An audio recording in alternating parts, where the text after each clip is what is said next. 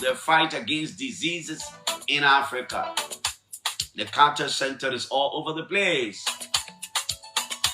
He was being buried in Georgia. I'm told the body will be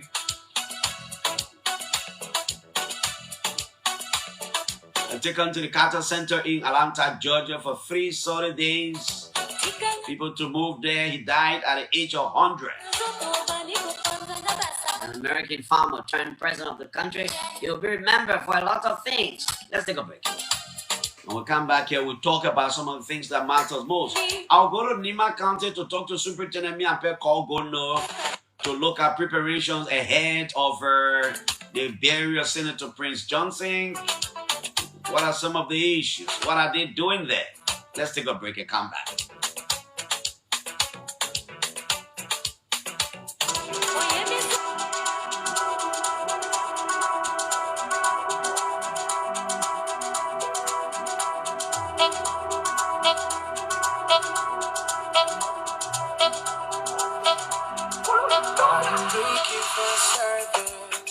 Internet service, fast, reliable service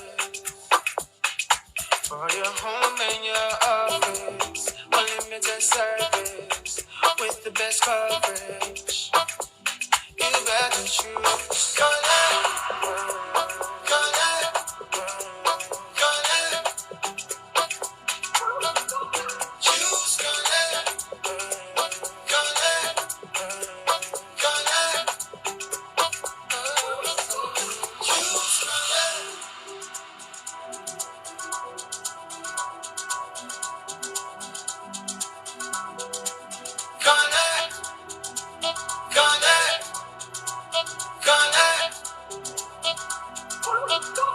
Choose Connect.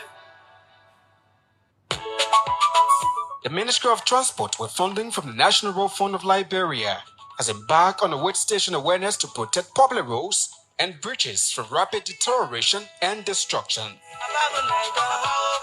In October 2015, the legislature, approved by the President, passed into law the Axle Law Control Law of Liberia.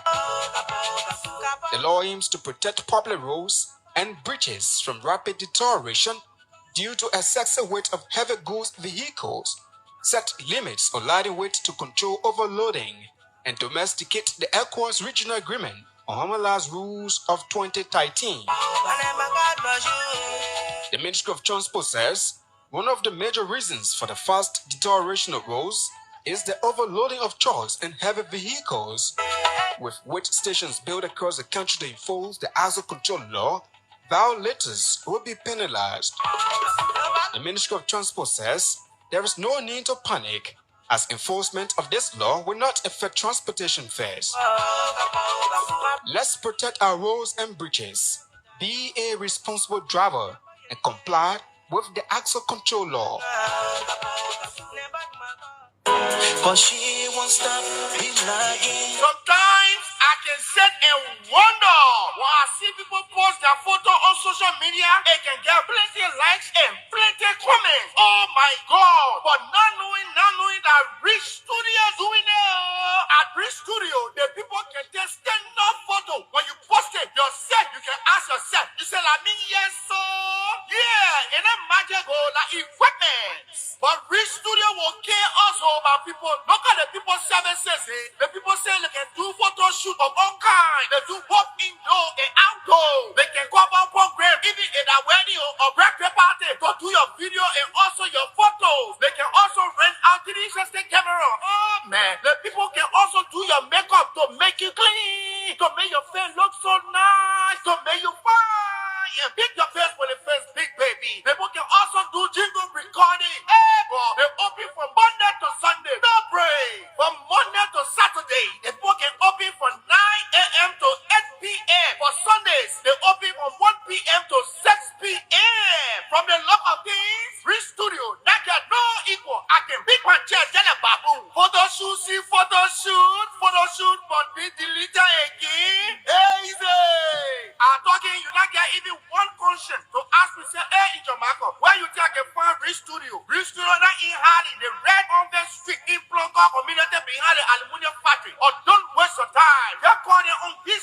0776 670773 or 0886 081773. Or not to waste your time. By the time you get down on 5th Street, where opposite the service law, they get a dusty road going down. Follow that road. Or maybe if you get down to 6th Street, right behind Blue Bank, there's a road going down. You can also use both roads to go straight to Bridge Studio, baby. If anybody asks you, tell them say, now I in your market, the room ball, who can do all his shoot there. Send it here, baby.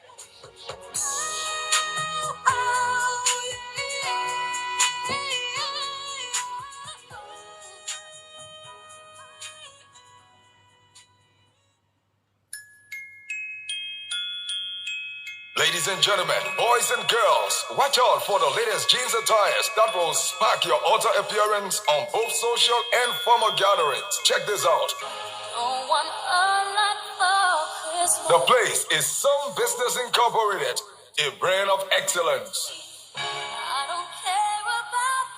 At Some Business Incorporated, we have the latest fashionable jeans now on sale. Our line of products include both ladies and men's jeans, cargo jeans with 2 pockets, plain jeans skirt, and the latest 2023-2024 jeans jumpsuits. We also have a variety of quality sneakers for both children and adults. Remember, at Some Business Incorporated, our products are produced with durable tore cotton and are very much long-lasting for your everyday comfort. And the good news is that you don't need to walk down waterside anymore, because we have all these at affordable prices just for you. We also sell at wholesale and retail prices. Visit us today at the old Westward building, right opposite the old Ministry of Education on Broad Street, for the latest brands of jeans you will always admire. For more information, call us on 0887 289-372 or 0777-289-372. It's Some Business Incorporated, right opposite the old Ministry of Education on Broad Street, for the best quality in jeans wear.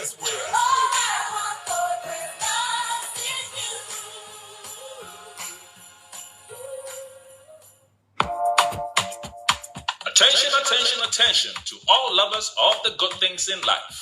A house is not a home, and a home is the one place where you should feel relaxed and accomplished. Your home should reflect who you are. So, it's time to make that upgrade with minimal damage to your pockets. And I have the perfect solution for you. Home Sweet Home, located on Benson Street, between Center and Buchanan Streets, got you covered. From the kitchen, we have air fryers, juice makers, pressure cookers, freezers of all sizes, and all the modern kitchenwares you can think about. From the bedroom, we have top-of-the-line, exquisite beddings to give you that great night's sleep because you have earned it. And soft, comfortable towels for your bathroom. And in the living room, we have high-definition TV sets of all sizes, unique aerial rugs, classy curtains in all the colors you desire, wall paintings of different sizes and colors, furniture, and everything you can think about for the home. All that at unbelievable prices. We even have low voltage, high quality washing machines and dryers to keep your clothes fresh and new at all times. As a bonus, we have fashion accessories for both the young and the old, designer quality bags, hats, and rare jewelries. So if you love yourself, your family, and your home, it's time to treat it right. Visit Home Sweet Home on Benson Street between Center and Buchanan Streets for that needed upgrade. You can call them on 0886 834 944 or 0770 581 420. Home Sweet Home, for the love of a classy home.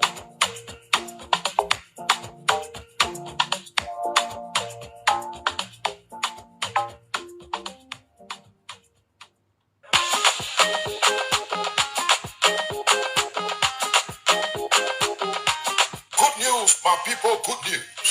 Salary advance from SIB Bank.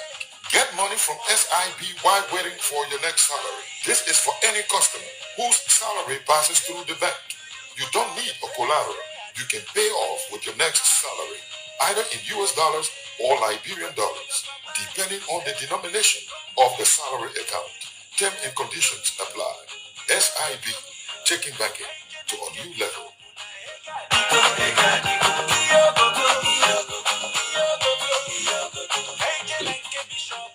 Welcome back to the OK Morning Rush, right here on 99.5 from Liberia's capital. Those of you who are celebrating your birthdays today, happy birthday to you, born in the last day in every year. Happy birthday to all of you. Today is the last day. Tomorrow, we're moving on with a brand new year, brand new month, another day, crossing over. I can imagine how this weekend a lot of people going to go to churches, to make commitments and how you call the thing, your resolution. You're going to say this year, I'll do this, I'll do that, I will do this, and all these kinds of things. Sometimes it works, sometimes some people don't achieve what they want to, what they plan for. President Joseph Boakai, on behalf of the government and people of Liberia, has extended heartfelt condolences to President Joe Biden, the Carter family, and the people of the United States of America on the passing of former President Jimmy Carter. President Carter, who served as the 39th President of the United States from 1977 to 1981, was renowned for his unwavering commitment to human rights, democracy, and humanitarian efforts worldwide. His post-presidential endeavors, particularly through the Carter Center, have left an indelible mark on global health and peace initiatives, especially in Liberia. Reflecting on President Carter's legacy, President Boakai remarked, President Carter's dedication to promoting peace and human dignity resonates deeply with the values we hold dear in Liberia. Adding, his efforts in advancing democracy and human rights have been a beacon of hope for many nations, especially our own. The bond between Liberia and the United States has been historically significant, with leaders like President Carter playing pivotal roles in fostering diplomatic relations and supporting Liberia's journey towards peace and stability. In this time of mourning, President Boakai urges all Liberians to join in solidarity with the American people, honoring the memory of a leader whose life was dedicated to the service of humanity. As the word reflects on President Carter's contributions, President Boakai says, Liberia stands united with the global community in celebrating his life and the profound impact he has had on promoting peace, democracy, and human rights. President Boakai has spoken on behalf of our country, conveying our message to the American people, our sympathy to the Carter family and the generality of the American people for the death of former President Jimmy Carter, 77 to 1981. He will be remembered. I'm telling you, those of all born in the month of January, we are great people. Everybody wants to see our month. Everybody wants to enter our month. Everybody is praying to enter the new year. Everybody is praying to meet tomorrow morning. Yeah. So everybody wants to. These are some of the attributes of the great people born in the month of January. Everybody wants to enter the month. Everybody wants to enter the year. To enter in next year, to enter another year, you must have entered January. And so it makes us different, My friends, welcome to the Morning Rush. Like I said this morning, I'll speak to Superintendent Miape Kolgono. And then I'll also talk to Norris Tower about some issues on the campuses of the University of Liberia. But I wanted to talk a few things this morning, especially directed at the judiciary. I'm just concerned about a few things. And I think the spokesperson, Councillor Ombudsman, I've been sending a lot of messages because I wanted to know about a few things as far as the judiciary's role in our peace process or in our democracy is concerned. I don't like to say peace process because especially with the impasse, and I will still say the impasse. We incumbent embattled Speaker Funanti Kofa. I wanted to know about this whole bill of information. Why is it's been for some time now since he prayed for the Bureau of Information. The Supreme Court hasn't been able to speak about it. It is that bureau that's supposed to. I think what Funanti Kofa is asking the court to do is a clearer, not clear, but clearer, because probably a lot of people could say the Supreme Court ruling was clear or is clear. But I think he's praying the court to do a clearer interpretation of the ruling. Because after the Supreme Court's ruling, the both sides of the argument were celebrating. They've been celebrating. Everybody's been claiming victory. So he said, no, I'm going to go back to the court. The court will have to be clearer. The court will have to give us a clearer picture of what the ruling is. So he went there and prayed for, Bureau of Information. So I've been talking to a couple of lawyers about this whole issue of Bureau of Information. What does it seek to do? Remember the other time, few days ago, because now I can't say weeks ago, you remember when I was talking to some lawyer, I called Councilor Luther Yoffe, and I was asking him a particular question, and that question had a background, and that question was part of my effort to get a clearer picture of what the whole Bureau of Information is. When I asked him, so what's going to happen in the event the Supreme Court ruled? The Supreme Court gave further interpretation of the ruling, and Kofa was not still satisfied. Is there any other avenue again? But they were not too clear. It seemed this is the only, this is the last option. They are not saying it. I'm just saying from the indication. It seemed this is the last option. It seemed after the whole Bureau of Information thing, nothing else anybody can do. But lawyers are now telling me that the Supreme Court's interpretation or the Supreme Court action as far as a Bureau of Information is concerned is a matter of choice. That's how a lot of lawyers are making. That's what a lot of lawyers are making me to understand, to believe that any decision for the Supreme Court to act on a Bureau of Information, it is at the description of the judges. It is not a matter of must. They say it is a matter of choice.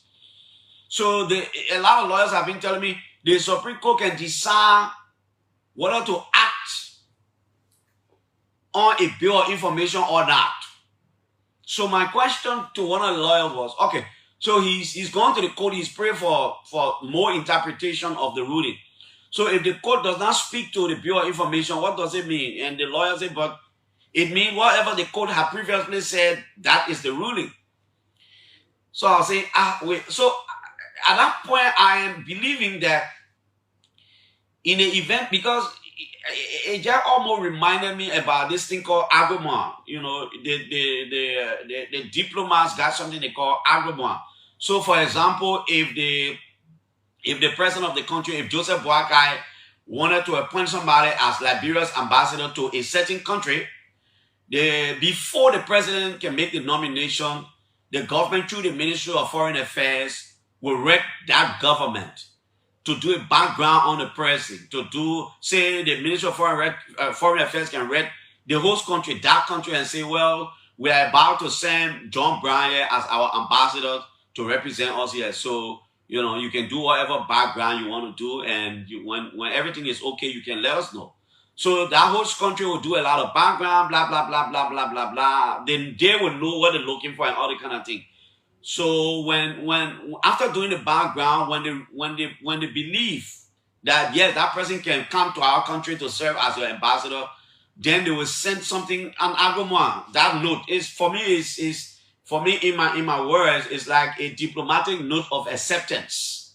As far as diplomacy is concerned, I like to say it is a note of acceptance. So that host country will send the agreement to Liberia and say, okay, yeah, that person can come, right? But in most cases, if after certain period, maybe after 30 days, after 60 days, or probably after 90 days, if that country doesn't send that agreement to say, yeah, we have done our background check and we certify with the president, it implies that that country is saying, no, that person can't come. But the country will not read Liberia to say no. The diplomats tell us that. They know what I'm talking about. that country will necessarily not read Liberia to say, no, John Brown, I can't. But the fact that they do not send that argument, I mean, they got some issues. So at that point, the president will have another choice. It's understandable. So I think that the same thing with the Bureau of Information thing at the court. The fact that the court will not further say anything about the Bureau of Information to interpret anything further, it means the court is just saying whatever ruling that I get that time, that is there. Maybe I need to talk to one lawyer or two lawyers about it one, but because I thought the Bureau of Information, Councilor Funati Kofa prayed for, I thought the time was going. So I was concerned. I've been asking lawyers, what is going on with the Bureau of Information? Because I just believe that there are some things the Supreme Court, history is not a real war, because legal things are things that people need to be careful about, especially at the level of the Supreme Court, because whatever the court will do over there is a precedent. But I don't think it should prolong, especially at the time when there is something happening within the first branch of government. I believe it is a time for the court to act and act expeditiously. But, you know, and so that is it. So the lawyers are now telling me that they could not force to explain anything further. If the court sees it or deems it necessary, it will explain further. But it's not forced. So that Bureau of Information is not forced. So I say, so if the court explain anything, so what I mean is say, but then, so what I mean is common, it's simple. It means the court is saying whatever ruling we get that, hey, we ain't gotta go. Because I think the other lawyer telling me, Clarence, the court is very careful so as not to get too much involved into political processes or political issues. That's why you see the court can be careful with the kind of political. So most of the time when political cases goes before the court is more interested in interpreting the constitutional aspect and not getting too much involved in the main political process. So let's wait and see. I don't know. I think this is the third week now, something like that. I think this is the third week since the Supreme Court hasn't been able to say anything about the whole issue about the Bureau of Information. My next thing is the whole issue. Remember when the President Joseph Boakai issued that executive order setting up the asset recovery, headed by Councilor Edwin Clark Martin, where they have Dr. Rennie Jackson and all these other people. At some point they started, you know, they left the ground, they started running and working. But I think they have an issue at the Supreme Court. And if my memory is fresh on this one, it's been a little over 7 months now. Out of 7 or 6 months now, the Supreme Court hasn't been able to come down with anything. And like I said again, some of these things are very important. And I hope in the coming days, the Supreme Court can make a determination in that matter. Remember Gracious Ride? There was a time they parked all these Gracious Rides vehicles, and I don't know what went wrong, but apparently the asset recovery team got information that there were some things that were not just correct. So Gracious Ride, through its management, went to the Supreme Court, challenging the constitutionality of the asset recovery team. So that matter is before the Supreme Court. Now, the Supreme Court hasn't been able to rule on the matter. Gracious Ride is saying, look, these people, in fact, the president, that right, that authority to set up an asset recovery team, the president doesn't have. So we're challenging the constitutionality of the process. Leads to talk about even impounding our vehicles. Now, these kinds of matters are before the Supreme Court. They are very important to be decided on. Why? Because that the Supreme Court hasn't been able to make any determination on the matter. The asset recovery team is finding it difficult to take any other step further. How? I mean, he can't take any step further because somebody is challenging its legality. So the Supreme Court needs to make a determination in the matter so we know whether the asset recovery team is supposed to have the authority to move on, whether in the first place the way it came to being is even correct as far as the Constitution is concerned. But I can remember I think former President Ellen Johnson Sirleaf set up a task force that was headed by this current Funanti Kofa we're talking about today. You remember the famous cyber mining case? The president set up a task force and appointed Funanti Kofa to head that. Even former President George Weah set up an asset recovery team before. You remember the asset recovery team that was headed by, I think, Serena Seaford or Arthur Johnson? You remember when President Weah came to power as part of efforts to retrieve some of our quote-unquote stolen monies and other assets of the country? President Weah, former President Weah, set up the asset recovery team. You know, the president set up the asset recovery team. President Weah did that. Former President Weah did that. And so President Bwaka has done his. But it is also good for people to challenge it because you see, the Supreme Court is the final arbiter of justice. Sometimes it's good for people to, for people to take advantage of the law. What Gracious Ra is doing is acceptable. And for me, it is a very good thing that they go to the law. They're telling the court, in the fact that these people do not have the right to even impound our car. In fact, we are challenging the processes that brought them to this level. Now, the asset recovery thing says that, no, we take exception to Gracious Ra allegation because we believe, in keeping with Article 5C, it is the right of the president, and I think I need to go to Article 5C. So the asset recovery team is arguing further that as far as Article 5C is concerned, the president have got the authority to do exactly what the president did that brought in place the asset recovery team. So the matter is before the Supreme Court. And my understanding through some of the communication I have here that I will read this morning, there is seen the asset recovery team have been writing the Supreme Court on many occasions, asking the court to assign the case. The case hasn't been assigned.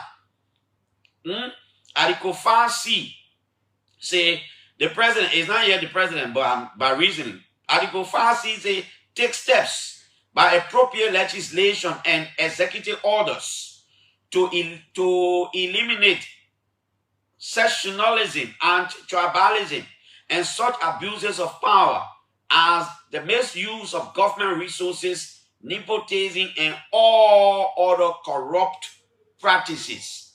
So the asset recovery team is arguing, that in keeping with this provision, the president have got the right to set up an asset recovery team. Gracious Ra takes a section. So you see, since that case went to court, the asset recovery team has not been able to make any further. They have not been able to do anything further because to do anything, you have to hear from the Supreme Court. So in other words, everything is on hold. Everything is paused until the Supreme Court can make a determination. And I think it's been since 6-7 months, like I said. So the Supreme Court needs to make a determination. So all of us would know exactly what the issues are. If the asset recovery thing is legal and its formation by the president is in keeping with our laws, then they go ahead. If it is not legal, then they get dissolved. And then we put it behind and we move on. I think this is a communication from the Assets Recovery and Property Retrieval Code Task Force. That is how it is called.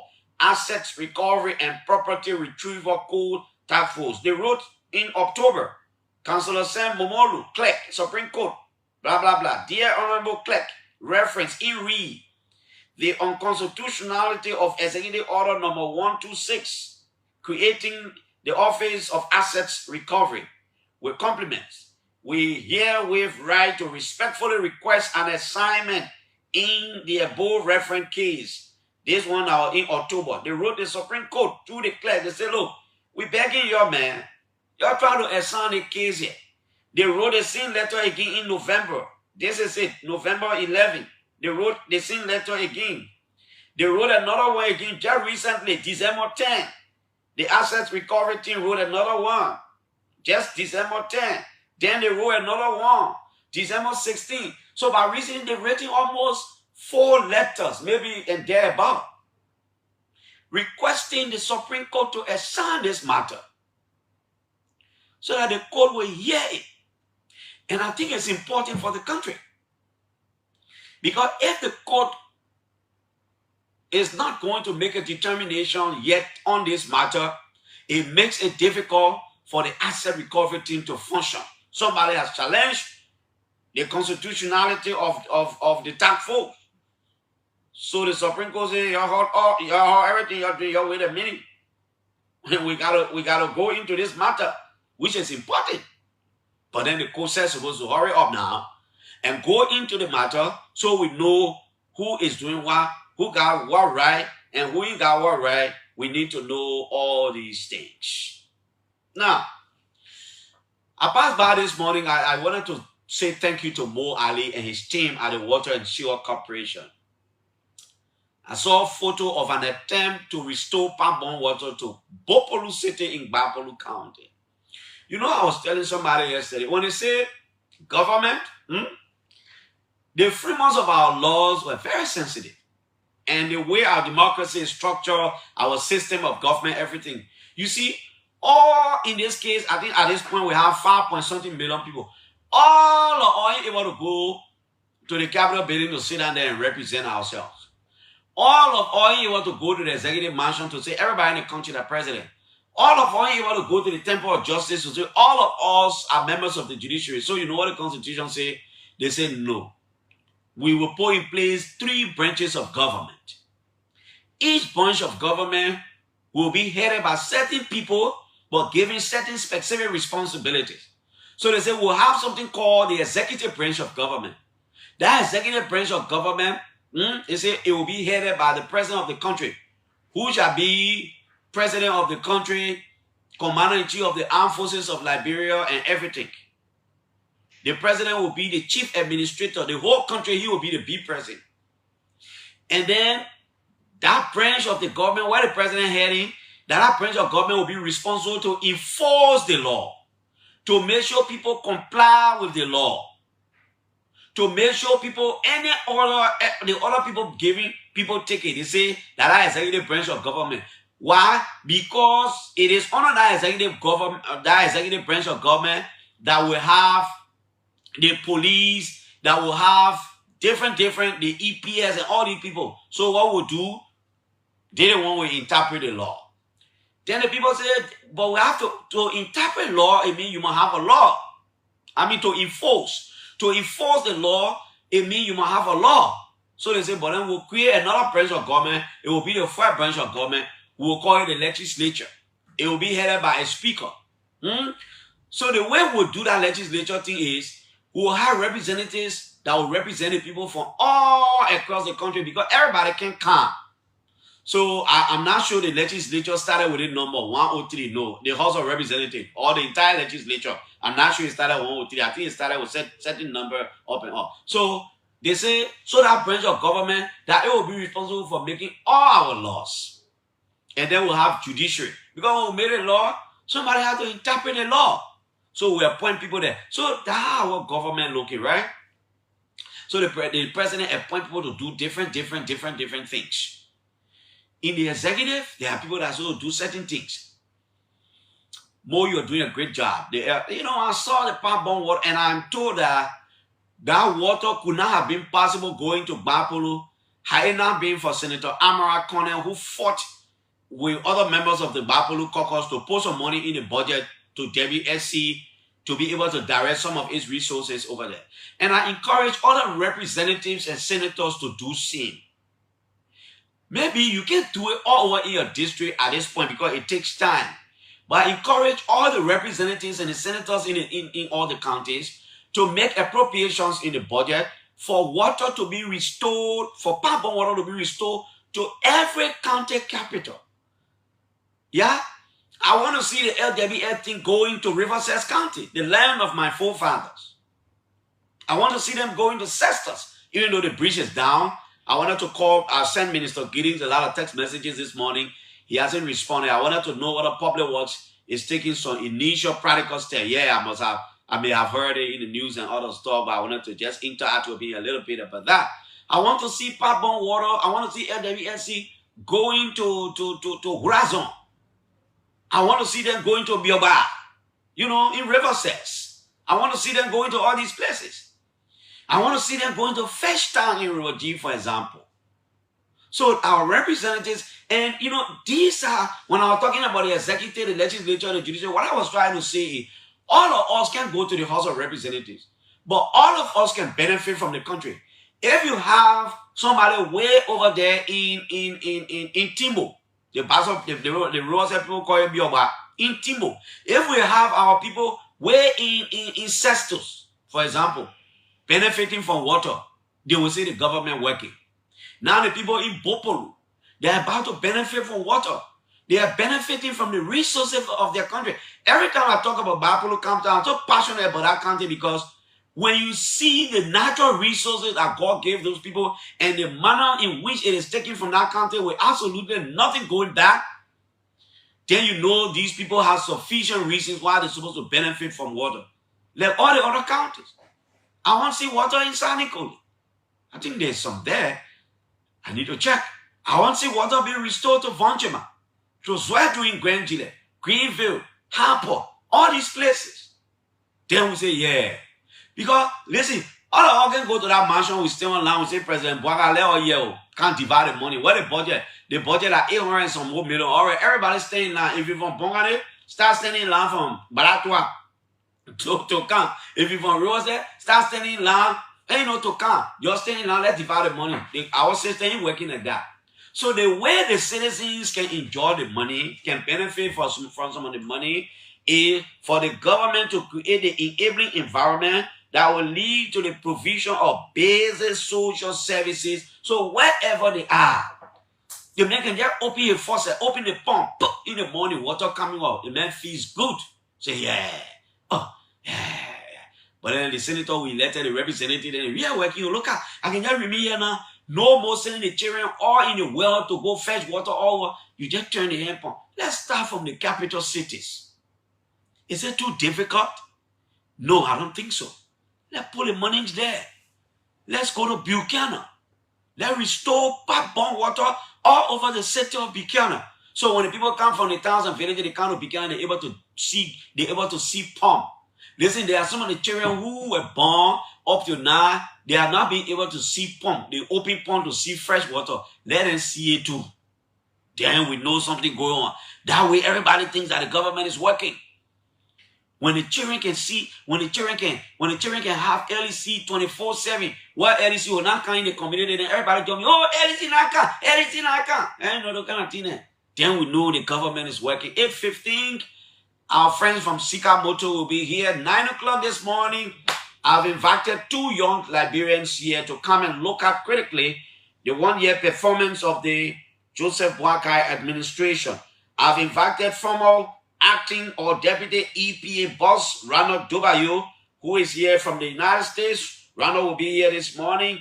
And then Jusu Kamara from the Unity Party will be here. Ronald Dubayo is a ranking member of the Congress for Democratic Change. He will be here this morning at 9. And Jusuf Kamara will be here to look at the government 1-year performance.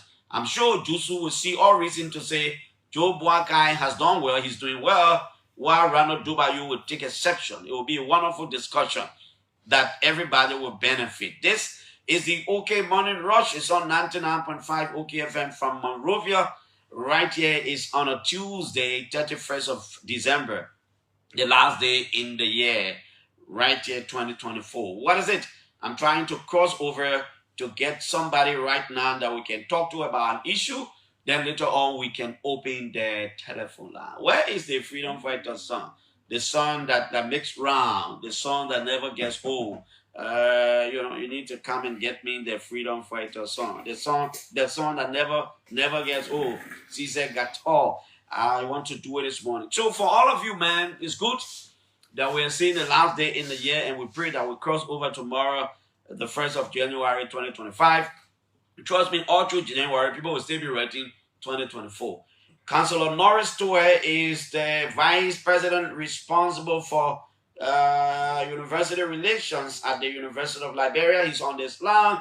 I'm hearing Justice Minister Councillor Osford Toure had a meeting at the university campus or wherever. What are they discussing? When is the University of Liberia reopening and all these things probably?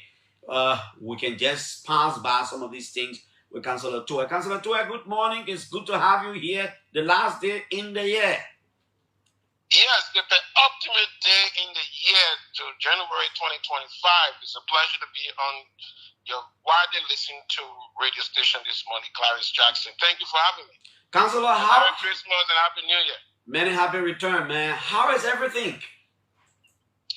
Well, with respect to the university, we are getting ready for the resumption of classes so that we can continue the business that the Liberian people have been trusted in the management with, teaching and learning. And it's important to emphasize that we remain on schedule to open the school early January. We also remain on schedule to have the new president inducted in early January. We have engaged with all of the stakeholders, the university family, students, faculty, staff. As you know, the faculty and staff have raised a number of issues. Those issues have been discussed extensively with all of the key national stakeholders, government stakeholders. So yesterday's meeting, Clarence, was a continuation of several previous engagements that the faculty, the staff, the UI administration have had. So the Minister of Justice, Councillor Oswald Twer, was on campus just about all day yesterday. He had a meeting with the acting president and members of the interim management team. He met with students and their leaders to discuss issues relative to some of the challenges we have at the university. After that meeting, he met with the faculty leadership led by Dr. Edna Johnny and her team. I was privileged to be in that meeting, and a lot of discussions happened. The university is working very hard to ensure that we open the schools so that we can keep teaching the young people of this country who've decided to pursue the post-secondary education at the institution. Now, let's talk a little bit about renovation works. What do you know? Renovation work often occurs prior to the opening of the university. We do renovation, especially after a semester. The university has over 25,000 students, 30,000 students. The wear and tear on our infrastructure every semester is intense. So we have to undertake serious renovation. The government of Liberia has mandated the Ministry of Public Works, in addition to the renovation, to do a comprehensive assessment of our infrastructure, the buildings, the bathrooms, just to get a sense of what it would take to not just renovate. I mean, I think renovate is a small word we're talking about. We need to overhaul. So that assessment took time to be completed. An assessment report was done. It was submitted to the visitor and president, His Excellency Joseph Newman Parker, Senior, who you know is an alumnus of the university, and he visited the university over the last few weeks, and he has committed to ensuring that the government, the university administration, we try to bring the university up to a level so that learning and teaching cannot be characterized by the high degree of inconveniences on our campuses. So that exercise is ongoing. In the meantime, we are preparing, the university, the classrooms, the bathrooms. We are painting the place so that we can start teaching. But the renovation we're talking about, the comprehensive assessment, we have to be in school to carry out some of these things. They would take, a long time. We can't wait. We can't shut the school down. We have to do both to ensure that our responsibility is not compromised. So this is what we are up to. The acting president, Dr. Conte, has been very busy throughout this holiday season. He goes to work every morning. He's not resting. He wants to make sure that he makes a seamless transition to the new president, So we have been extremely busy. Okay. There have been people who say things on social media. On the station. I'm coming there. Now, I have always trusted my sources, but sometimes I like to verify. And maybe I need to check and counter check. But from all indications, if all goes well and what my trusted sources are telling me is something that I should rely on after all these checks, the next president of the University of Liberia could be a woman, Councillor Toe. I don't know. Who could that be? We've seen the photos of a lot of, maybe two women. I see the photo of Dr. Richardson, and then, but the one making rounds on the social media is the recent Independence Day orator, Dr. Rachel Pally. What do you know? Well, I do not like to second guess or preempt what the visitor and president has been constitutionally entrusted to do. And it's not always good to preempt. But what I do know is that there was a search committee that carried out a search. Over 20 applicants applied. There was an interview that was conducted, and 3 names were sent to the president. Those 3 names are people who met the criteria that was set, that qualified. I mean, it's not surprising, so to speak. Liberia has a lot of qualified individuals, both men and women. And so the prerogative now to announce a new president rests with the president. With the president of the country. Who I understand is going to make that announcement, very soon. Maybe it will be the New Year gift to the university family, because many students, faculty, and staff have been, clamoring for the new president. The 3 names include 2 men and a woman. Am I correct? Well, I cannot speak to the specificity with respect to the gender distribution, but I can guarantee you that those 3 names are competent. Any of those names certainly can lead the university, but that rests with the visitor's prerogative. And as an alumnus, the visitor, and someone who went to the school, he knows pretty much what to do, and he's going to announce that name. That person is guaranteed the support of the visitor, the support of the government, and we will be happy, I have to say. And all of us, the university family, will rally around that person, so that some of the things that we've always talked about, the government now is committed. The assessment that was done of all of our campuses at Clarence, the report that came, very comprehensive, very detailed. And so the new president, will get a comprehensive report from the acting president, Dr. Conte, who was president before, and who has been doing a lot of work over the last 4 months. This is Norris Toy. Councillor Toy, I will have to let you go, but listen, this is the final question. And, it depends on whoever. But do you know what are the 2 women whose photos are making rounds were part of the people who applied, or one of them was among the people who applied? Do you also know what are 2 of them are among the 3 names that were sent, or one of them is among the 3 names that were sent? Well, let me say specifically in respect to Raphael Nijin Kelly. She's a very, very good friend of mine. Absolutely smart, intelligent, of one of the finest Liberian species that we can speak about. I know her very, very well. She teaches at SWAL. She was an orator. She's a very, I remember 2006, Clarence Raphael and I came to this country as Scott Fellows. And we did a lot of work together during the Manasali administration. We did a lot of work together. And I think that she loves this country and wants to contribute immensely to the development of this country. She was taught at the University of Liberia. She often comes down here to do different seminars, and she's wherever she is, she's working hard to improve our relationship with other universities. So certainly, I know her very well. She loves Liberia. With respect to whether she's going to be the one, I can't say, but I know her very well. And did she apply? Not to my knowledge, I don't think she applied. But I think that the visitor and president of the Republic of Liberia is going to bring the best person of those names. Councillor Norris will lead us to the next future that is that we are all hoping for. So we want to call on all of the family members of the university, the faculty, the staff, the students, the administration to remain calm. The university is going to open. We are doing our best so that we can continue teaching and learning. Without the students, we are less.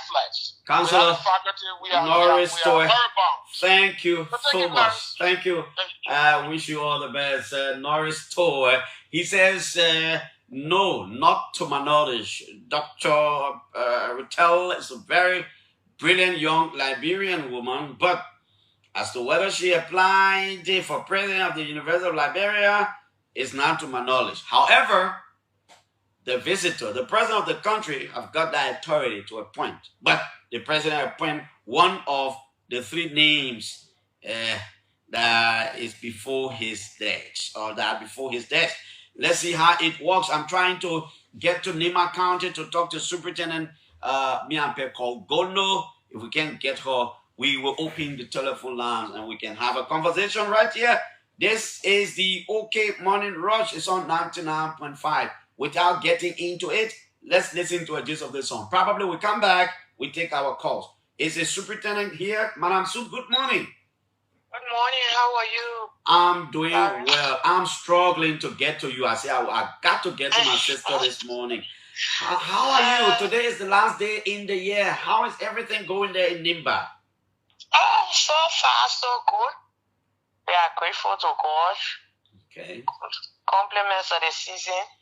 Many happy returns. Now, it depends on who you will talk to, but the late Senator Prince Johnson was a hero for the Nimba people, for the lack of better word, for the most part. I mean, he was celebrated by Nimbayans, and that is the reason why the county stood still in terms of elections, and they always listen to him for political direction. Madam Superintendent, the body is supposed to be laid to rest on the 18th of this month, I'm sure in Ganta, but there are a lot of other activities that will come about before it. As Superintendent of the county, what do you know in terms of preparation, Madam? What are you doing? Thank you, Clarence. Like you rightly said, it depends on who you talk to. Yeah. Because at the end of the day, it depends on how you experience a person, right? Yeah. You have to put it in that context. Yeah. I have met people who say they love Senator Johnson so much because during the war, when there was hunger, their kids were going to die. Oh, wow. I need to get her back. I need to get the superintendent of Nimba on this line. We'll just take few calls because my people are calling. I'll have to talk to them for some time. I'll get her back. Yeah, she's back. Go ahead. So, yeah, the network. Go ahead.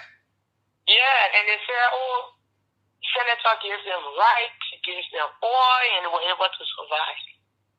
Then someone will say, but ask the man who had the right store that got open before the rights were distributed. How did he see the senator? Mm-hmm. So it depends on how you experience people, but generally to the people of Nimba, Senator Johnson undoubtedly remained the godfather until his demise, until he left us. And the people of Nimba, this was not a very festive season for them. We are still in mourning, and we are getting ready to lay him to rest with, much honor. So yes, as in regards to the funeral, the county is fully, part of everything. The body is our body. We are part of the preparation as superintendent, part of the executive committee, ex officio, many of the committees, like programs and everything. So I tell you, this is what will be happening. On the 14th, the body will be removed from Samuel Stracker Funeral Home. The body will be taken to the Capitol Rotunda for tribute. From there, the body will be moved to his church in Painesville, where there will be a night of wakekeeping. But early in the morning, the body will move towards Nimba so that people in Mankibi, people in Bong can see the body pass. We have Nimbayans all over there where they will want to at least see the body pass. Because as far as all the other counties, the Nimakwado there will be celebrating themselves, celebrating homegoing. They are going to watch the funeral. They are going to have their own occasions. But those people along the road in Mankibi and Plum County will be on the roadside to see him pass. And then the body will get to Sokopa right after Bella, where he will receive the traditional honor and full gunshot salute from our traditional people. So that will be the first ceremony entering into Lima. As you know, that's where the elders always gather to receive dignitaries. He was always received there with honor. His body will be received there for the last time, receiving all traditional honors. The rites will be performed there. And then once the body gets to Ganta, no, now the temperatures will be too high in Limba. The body will not be able to bath. So the body will stay in Ganta, and there will be an evening of wake keeping there so the people can be able to pay some tribute. And when the body sleeps there in the 16th morning, the body will move to Senencole because. Oh wow! I hope the superintendent is not in a village in Sekimpa and trying to make her way to Senencole this morning. The network is kind of terrible. I hope we can get her. Madam Sue, I hope. I'm sorry, I'm right here. I hope you didn't sleep to your village to second part and going back to Senencole. No, I'm in Senencole. I'm in Senencole. Okay. So yes, the body is now going to come to Senencole where I am because it's the capital city. This is where it's considered in state. The body will come here where a monument in the capital city will be unveiled for him. And after that picture taking process, the body will move to the county's administrative building where officials in the county will be residents of the Senencole mine area will also pay tribute to him. So the body will stay in state here for about 4 or 5 hours. Then the body will move to Campley, where people from the neighboring areas will be able to go there for the tribute and wake keeping. The body sleeps in Campley. In the morning, the body moves to Barnes, and he was born in Gormanpley, and that is the administrative district. The people from that area will be able to pay their respect to him. And then in the evening, the body moves towards Seklepier. As you will know that in 2005, when he decided to go into politics, when he first became senator, when the United Party did not allow him at the convention to go on the ticket, that was where he stood and asked the Libyans for support. And the people of Lima said, we will support you. And that was where, he was first endorsed his candidacy for the senatorial. So the body will go there for wake keeping, so the people from all of the areas surrounded there will pay tribute. And then the body will move to Ganta now on the 18th for the term, and that way you will have by the grace of God, His Excellency, our President Joseph Boakai-Yima Sr., top government officials, the legislature, and everybody will be on the final day to lay him to rest. So wow! It's a whole round from Yikipa, from Morovia to Sokopa, from Sokopa, traditional route, 21 gun salute to Ganta, to Senencole, to Campley, to Bam, to Saklepier, then back to Ganta to lay him to rest. Madam Superintendent, thank you so much for filling us in. At least you've given us now a picture. So where exactly in Ganta is he going to be laid to rest? So around the university, like many great men, he was able to identify where he wanted to be laid to rest. So that place has been prepared into a peace hut where his body will be sunk in, and there will be certain areas. So sometimes when the Libyans want to reflect, when there are conflicts, they can sit right there and reflect on the need to take Lima first. So that's where he will be put to rest. Madam Superintendent, except there is something else you wanted to say, but if there's nothing, I want to part ways with you and say thank you so much for availing yourself to our call this morning. No problem. Thank you. I just want to say to the people of Nimba again, those listening, diaspora, that we should continue to focus on the positives, on the legacy when it comes to our senator in the most positive way that he was experienced. He wanted a more educated Nimba. That's why he invested so much in education, the university, the schools, and at the end of his life, a man who was deeply involved with spirituality, or more spiritually guided county. And let us remain united in this time of grief, and let us continue to support the vision of His Excellency, our President Joseph Yima Pueka, whom Senator Johnson, our Vice President, everyone supported this vision in this election. So the people of Nimba, I know will remain united.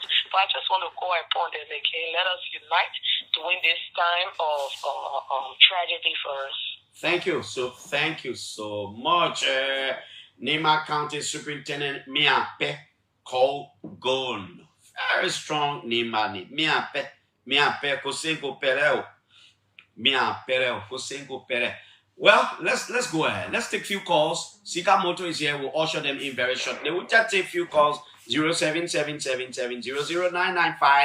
0555 995 995 815. We'll take our first guest right here on the show. Hello.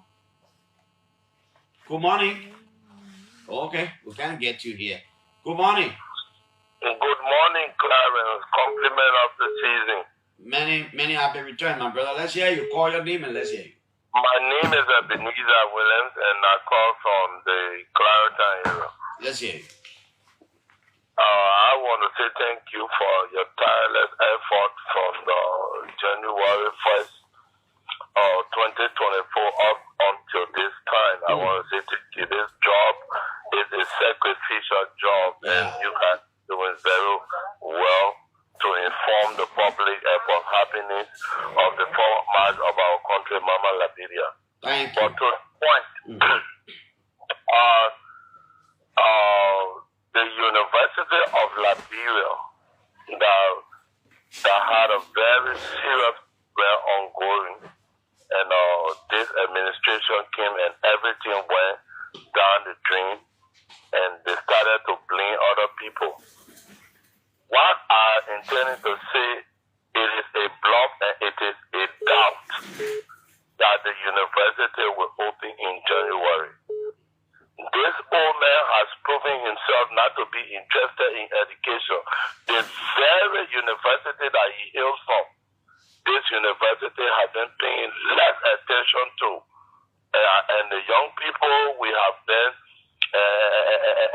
seeing scatter in no essence of education. Okay, sir.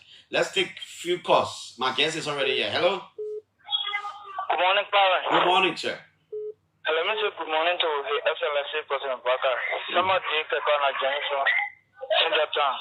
Yeah, so, okay, let me appreciate every Liberian in general from January 1st, 2024 up to the last day.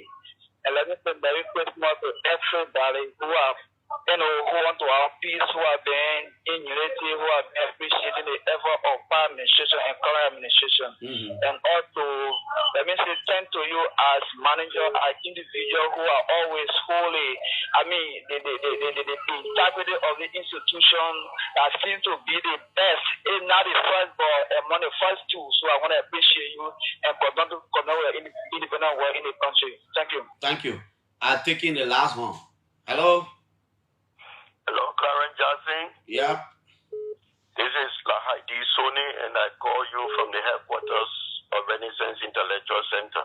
All right. Okay, here in Clarence. Thank you very much, and compliments of the season. Many happy returns. My pleasure, my brother. Okay, this morning I listened to you on the many talking salient points, but basically concerning connecting county capital cities with backbone water, that is what actually has drawn my concern.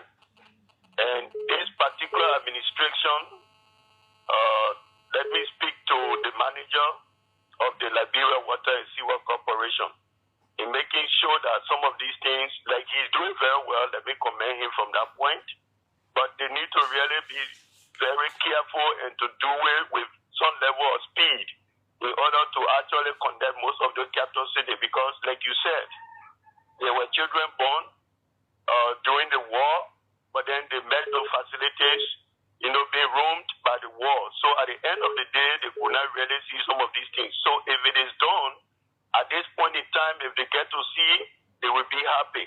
So it is good that they do it and do it something that will guarantee for some time. They shouldn't just do it in a way that it should just last for a season. Okay, sure. Thank you. No more call because it's exactly 8:15, and our guest from Sikamoto is right here, and we will talk to you. Bossman, good morning. Just introduce yourself. Let the people hear. Good morning. My name is Samuel Yanti, and I'm the marketing executive at CFL Mobility. Okay, CFA Mobility, that what? It's CFL Mobility Corporation for Africa and overseas, and we are into mobility, trying to offer the best automotive service in Liberia. So the point I'm making is it is the same thing we call Sikamoto, right? Yes. That's what I wanted to know. Yes. So actually, we, as the whole public know already, before we were called Sika, but now we are CFL Mobility. Okay, CFA Mobility. Yeah. Okay, that's good. We'll take some time to learn that one. Yeah. What do you have? Anything special for us? Any gift? Anything special? Why are you here? So firstly, I want to say Merry Christmas and Happy New Year to everyone and to you also. And we are here for our New Year offer. As we enter in the New Year, we thought it wise to come back to our customer and at least give them a peace of mind and give them customer happiness. So we are running a Black Friday promotion currently for our spare parts in our after sales department. So the Black Friday will run up to January 27th, where we have up to 50% discount on general parts, on quality parts. For all Toyota? Yes, for the parts is for Toyota and Mitsubishi. Toyota and Mitsubishi? Yes. Only the people who bought Toyota and Mitsubishi from you, or the people who owns Toyota and Mitsubishi cars? Yes. So, for example, you can buy a car for the States, and once your parts you need, we have it in stock and it fit, you can get a best discount, up to 50%. Up to 50%. Depending on the selected parts. And you say when it's starting? When our promotion starting? So it starts, let's say, because tomorrow is a holiday. So let's say from Thursday up to 27. Okay, from Thursday. All right. Yeah. So, for example, if you came and did all your assessment and your parts will cost $1,000, you pay only $500. Yes. So that's why we said select the parts, because some of the parts we have like differential, we have shock absorbers, brakes, and what have you. And for my system, what I see here, brakes, you have 50% discount. Okay. So if you have a Toyota Hilux or Highlander, especially Highlander, for the brakes, the brake sticks and the brake pad, you pay 50% discount. And so maybe you're talking about $98 actually for genuine Toyota brakes. Yeah. So we also run it for shock absorbers too, for Hilux, for Fortuner, for LC300, and also for Land Cruiser 70 series. Yeah. So my understanding is that you got exemption, meaning that there are some parts that will not benefit 50%, right? Yes. What are they? So there are some parts that won't reach the 50%. Maybe, for example, spark plugs. So there are parts maybe you have 15% discount. Like wiper blade also, we will run in a 15% discount on all the wiper blade and for windshield. So depending on the selected parts, depending on the stock availability, and then we will give you the actual discount that is entitled to you. So how is it done? Who benefits? Is it first come, first serve, or even if 500 people were to line or not and you did an assessment, their car get program, they will benefit? Explain further. Yeah, so for now, we'll be closing today up maybe I can comment on management but today's holiday eve, so maybe we'll run half day. But going forward, if you come in the showroom and then you have the opportunity to speak with anyone of customer service or our parts advisor, they will have to do the assessment, and then based on that, instantly, if you fall in the range of your 50% discount, you'll get it. You don't need to come soon morning, but just be available Once you are there, and then we have the actual stock, and then you have the opportunity, you will be actually entitled to that 50% discount. Yeah. Oh, okay. So you say from Thursday up to the end of January, we can say that. The last Friday. The last Friday. So it's almost like Black Friday. So besides, so you also do the work for them, or what? Explain that portion, or only 50% are only paid? the parts. Yeah, only the parts. Because I want you to take time to explain this thing. Okay. So let me make it clear. So it's only on parts. For service, you pay. Because we already we ran a promotion some part of November for service and diagnosis. Or for parts, you pay 50% discount on selected parts. Based on the part you select and based on our stock, you will pay 50% discount. But for service, if you want us to do your work, then that's another discussion we'll have to discuss.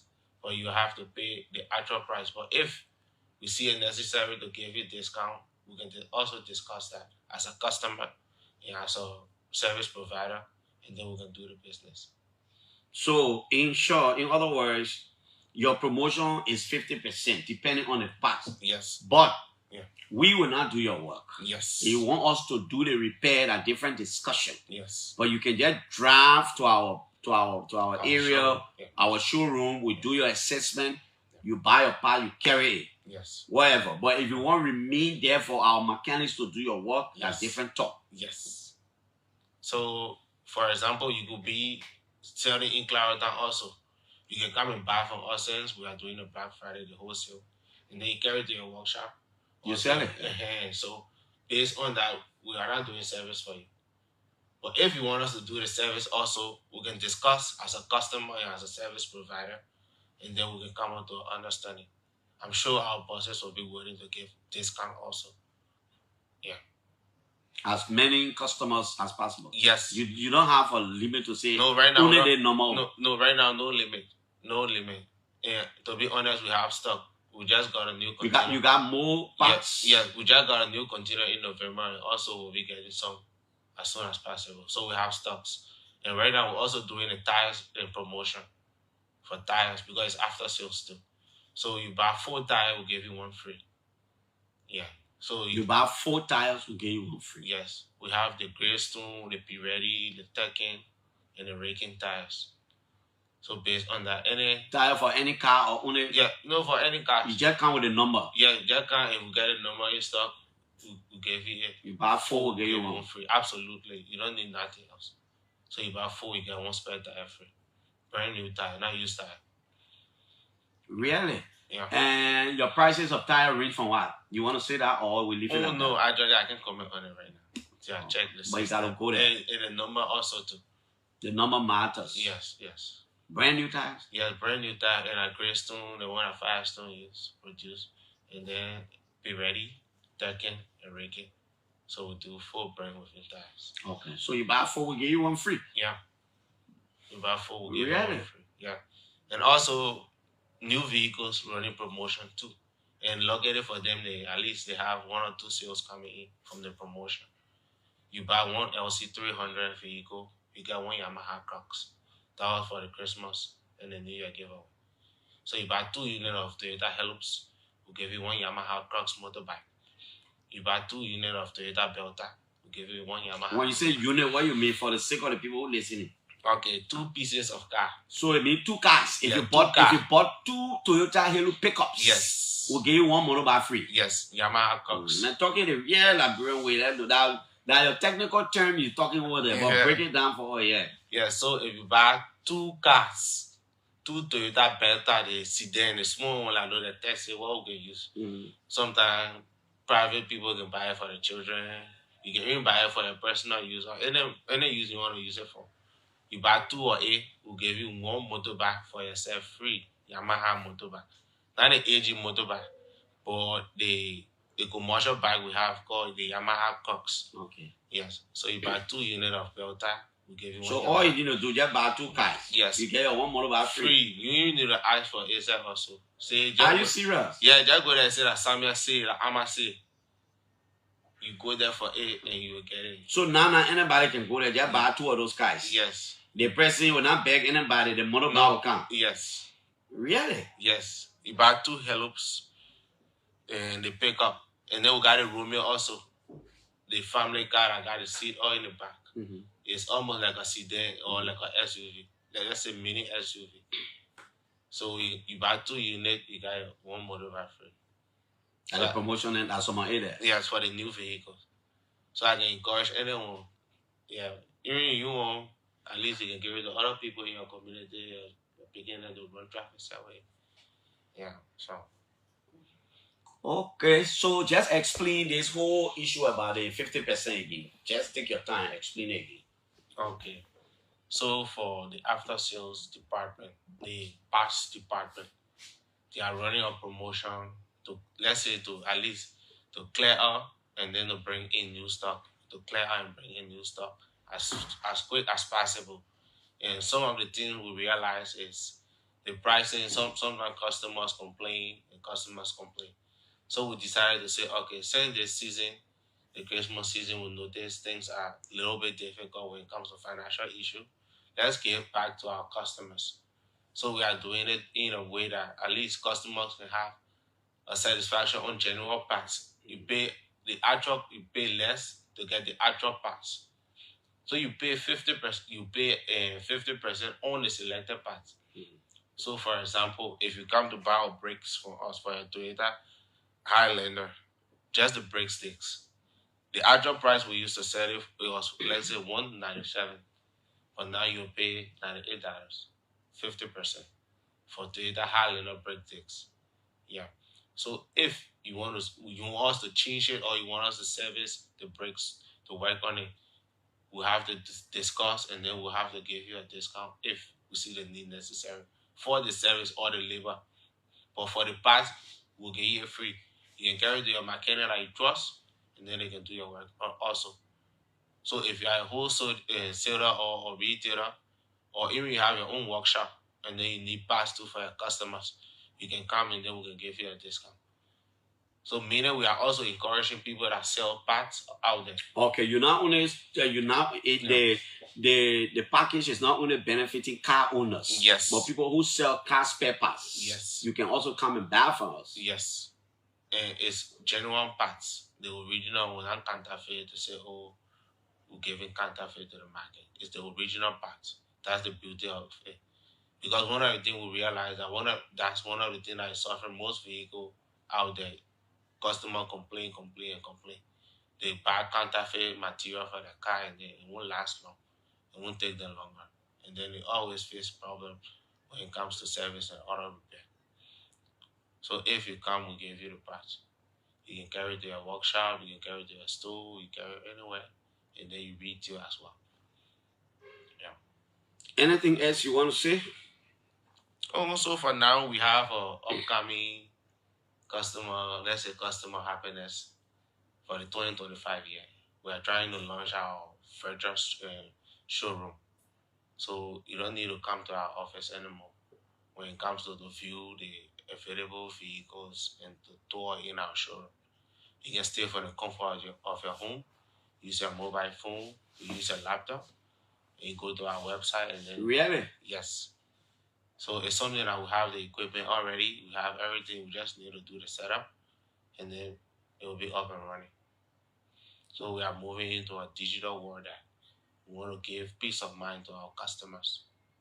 So what the Facebook, what the account, how do we access that one? So it will be on our website. Oh, it is not available yet. Yes, we are working on it.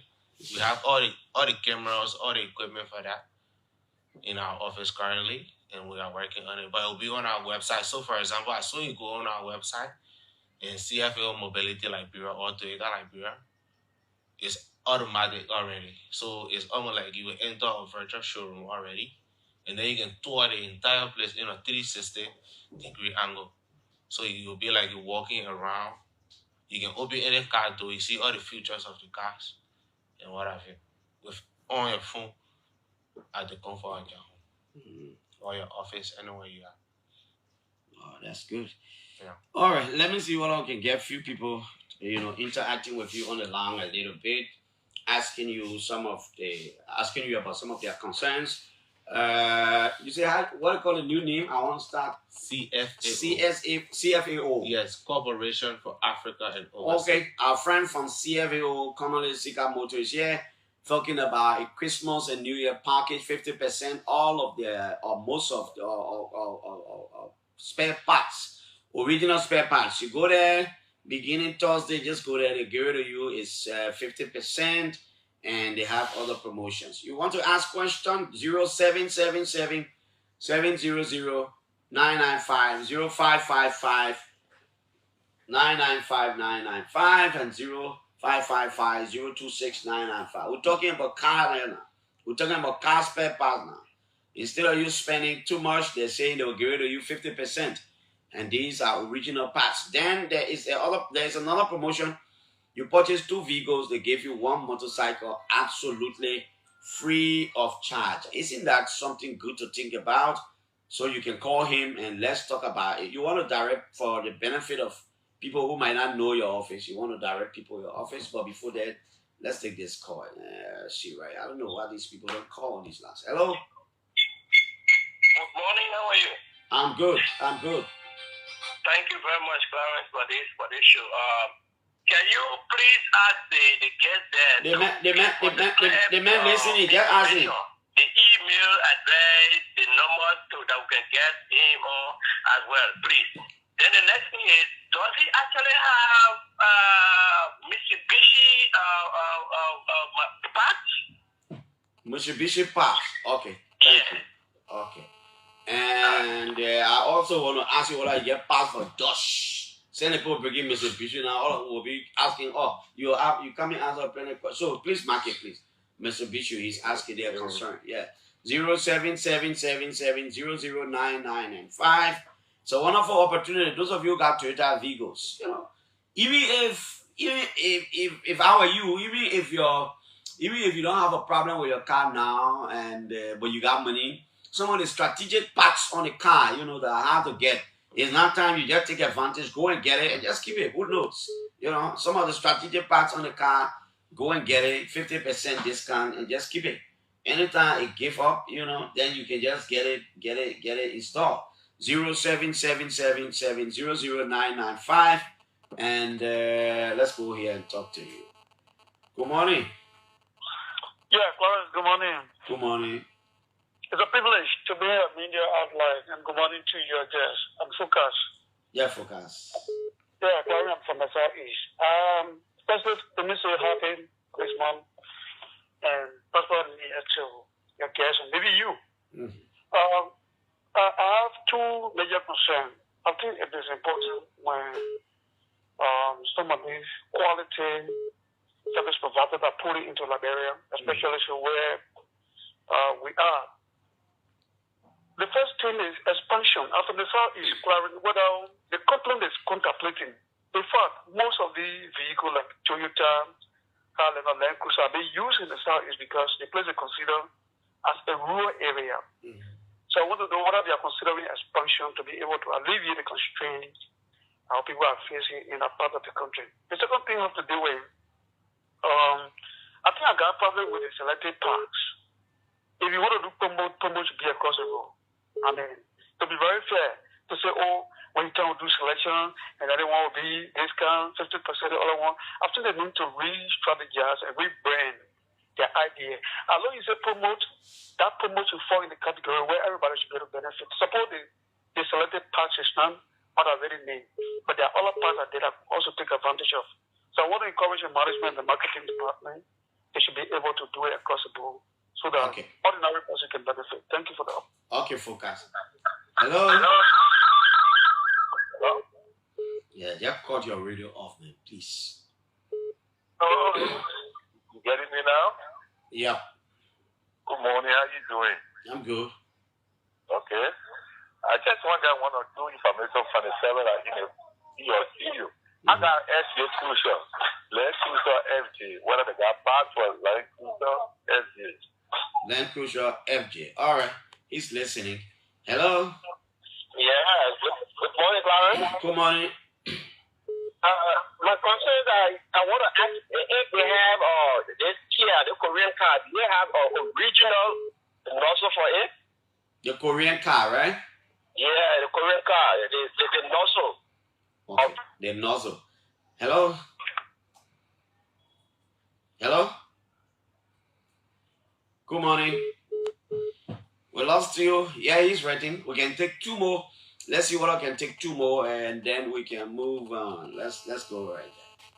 Good morning. Good morning, Clarence. How are you? Good. Yeah, this is Francis Escoli. I would like to know whether they have parts for Forerunner Limited. Forerunner Limited. Okay. Yeah.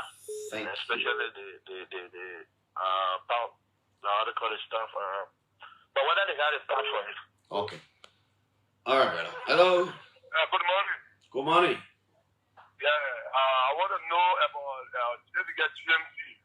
GMC, the American car, the spare part too. Okay. GMC spare part. Okay. We can take. Let's continue to take them.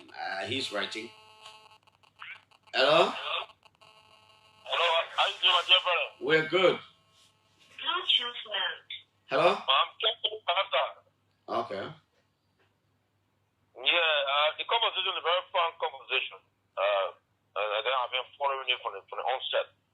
But what I want to know is what do you guys have any plan to maybe do in the future that will have car manufacturing in our country instead of ordering parts, bringing parts in the country to come to buy.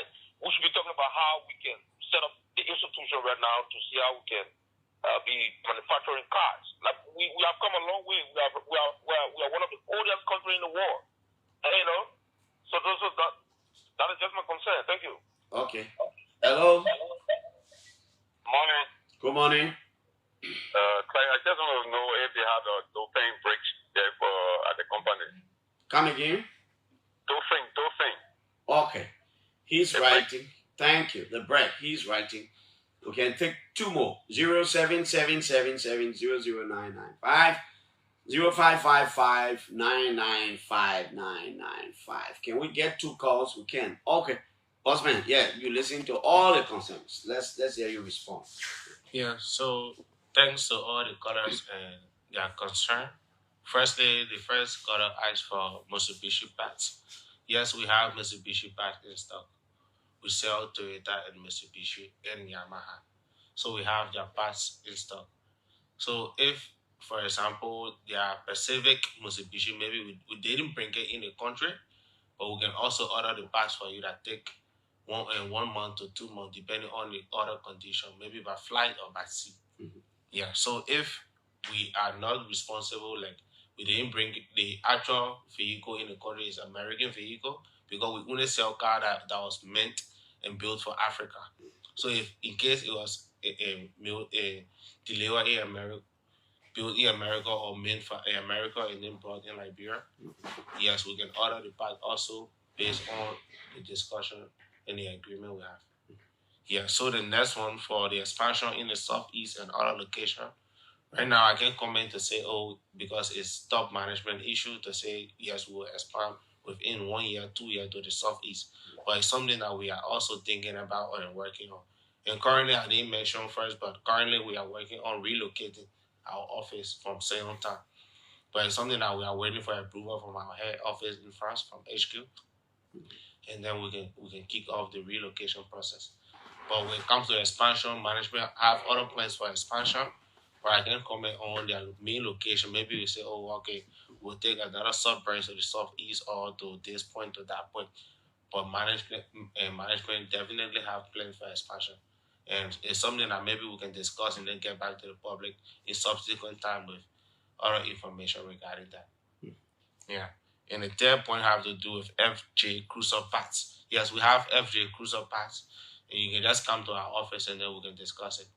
So then you just bring it and then we'll use the SASHI number to get the actual parts and then we're going to discuss discount or any other issue. And most often, some of the car parts fit on another one. But for Kia, we don't sell Kia product. But for example, if it fits, fine. But if it don't, fine. But we don't sell Kia product. Another guy asked for the Korean car, Kia. So we don't do Korean vehicles also. our products come directly from Japan, from Toyota Tissue Corporation. Yeah. And then the Full Unlimited, yes, we have Full Unlimited Pass. We also maybe we order for people directly too, so we have it, and then you can just come. We can discuss that. And for the GMC spare part, we don't do GMC. But if, for example, if the spark plug, because it's something that is common, or the wiper blade, something that is actually genuine and common that fits on your car, fine. But we don't do GMC product. We want to do Toyota, Mitsubishi, and Yamaha. Yeah. And also the plan to produce car in Liberia, yes, that's something we all will be very happy of, but it's something that is actually beyond my discussion or my control right now. Yeah, I can comment on if we can convince our head office to start production in Liberia. It's something that we have to study and do analysis first before we even start to discuss that. But it's a good idea, and we encourage any other Liberians or any other person that will be willing to venture into that also can do that as well. Yeah. Anything else? So I would just like to read out my contact information to the public so that anybody want to contact us. Yeah, please do. Yeah, so firstly, we are located in Seontown, Bushra Island. If you are coming from Freeport, going towards Logantown, as soon as you pass Jamaica Road Junction, the next one you'll see is Seontown. And before reaching Resto, you'll see the Toyota building. Toyota sign on it, Mitsubishi sign on the building, on the other building, Yamaha sign on it. And then you see CFAO Mobility.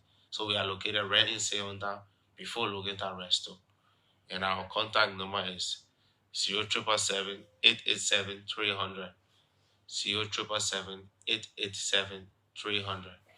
0777 887 300. And in case you are calling, you can call the other number 0775 987 758. 0775 987 758. And also you can send us email at CFAO, Sika Marketing, cmarketing at CFAO.com. So let me read it out. It's CMARKET, CMARKETING, C marketing at CFAO.com. So it's cmarketing at CFAO.com. So you can visit our website at Toyota Liberia or CFAO Liberia. And then you see us CFAO Mobility Liberia. Or you can see us on the Facebook, Instagram, and LinkedIn. So we are trying to also create our TikTok page for our TikTok users. So sooner or later we'll also be on TikTok. Okay. Yeah. Okay. Anything else you want to talk about with InTouch? Oh, for now, I just want to say thank you to our listeners. Thank you to our customers, our loyalty customers. We remain loyal. We remain supportive, and we remain one of the best in Liberia when it comes to providing genuine and quality service for our customers. That's what Toyota promised. Toyota promised happiness and peace of mind to customers. So we are trying to portray and live up to that standards. So that's why everything we do is genuine in our service. We try to at least improve our service daily for our customers' happiness. So we try to encourage everyone to come for the open day, not the open day, but the Black Friday promotion, and come and get the genuine parts. You can even get it and go and sell it out there too. So that's another business you can try to venture into this 2025. Make use of the opportunity and take advantage of it, because opportunity comes at once. Maybe, who knows, it might not come again. So, okay, my brother from CFAO, thank you so much for coming this morning. You want to leave us with your parting words on behalf of your company? Yeah, so I want to say Happy New Year, and let everyone celebrate in peace, go out there, have fun, drive safe, and at least make use of the road. But no, say other people there crossing, children are out there, families are out there, so be safe. And we love you all, our customers, and we say thank you for your support, and we continue to support our customers. So no holiday for us. So Thursday will be to work after the New Year. Okay, no holiday for them because of you. They'll be at work right after the New Year. Go there and enjoy your 50%. You heard the different types of vehicles and the parts available. 50% go there and benefit. Coming up shortly, I'll talk to the Minister of Public Works, Lafayette Roland Lafayette Giddings, to tell us about initial steps the Ministry of Public Works will endeavor to take to ensure the collapse bridge around Atia in Riverside County is renovated. What are they doing? I'll ask the minister very, very shortly. Thank you so much. Let's take this song. Thank you. The song started a year with "Oh, you gotta end it." Don't go. The debate is coming up 9 o'clock. Or the exchange of opinion, if you like. Maybe you don't want to call it a debate. You call it an exchange of opinion. Ronald Duba, you will come face to face with Yusuf Kamara.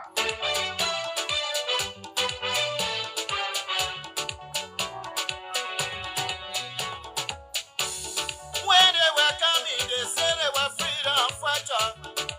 When they were coming, they said they were liberators. But when they kill their time, they change their mind. When they kill their time, they change their mind. What kind of people they so? They are freedom fighters. What kind of people they so? They are freedom fighters. Freedom fighter, you raping our women. They are freedom fighters. Freedom fighter, you killing our children. They are freedom fighters. Freedom fighter, you destroying our country. They are freedom fighters. Ayo, ayo, ayo, ayo. Ayo, ayo, ayo. Oh, ayo, yo, ayo, ayo. Ayo, ayo, ayo, ayo. Ayo, ayo, ayo, ayo. Ayo, ayo, ayo. Oh, ayo, yo, ayo, ayo. Ayo, ayo, ayo, ayo.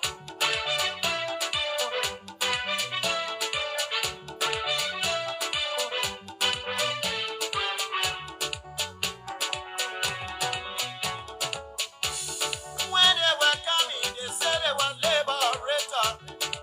When they were coming, they said they were liberators. But when they kill their ground, they change their mind. When they kill their ground, they change their mind. What kind of people they so? They are freedom fighters. What kind of people they so? They are freedom fighters. Freedom fighter, you raping our women. They are freedom fighters. Freedom fighter, you killing our children. They are freedom fighters. Freedom fighter, you destroying our country. They are freedom fighters. Ayo, ayo, ayo, ayo. Ayo, ayo, ayo. Oh, ayo, yo, ayo, ayo. Ayo, ayo, ayo, ayo. Ayo, ayo, ayo, ayo. Ayo, ayo, ayo. Oh, ayo, yo, ayo, ayo. Ayo, ayo, ayo, ayo. Music. Aha.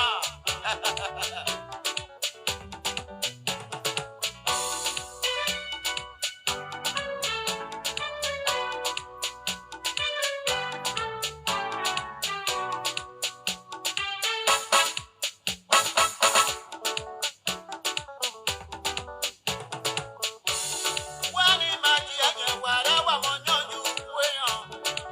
Wani maji ake wara wa monyoju weyan. Ke wara wa kunagera. Wasia wa bebe abu. Wana wa kunagonwa. Wasia wa bebe abu. Kena be monye be nyaka. Wamo freedom fighter. Oh, wamo nyewu. Wamo freedom fighter. Freedom fighter ke ninyo nyobi okwasa. Wamo freedom fighter. Freedom fighter ke ninyo nyobi obaba. Wamo freedom fighter. Freedom fighter ke ninyo bibu oyiye. Wamo freedom fighter. Ayo, ayo. Happy New Year! Ayo, ayo, ayo.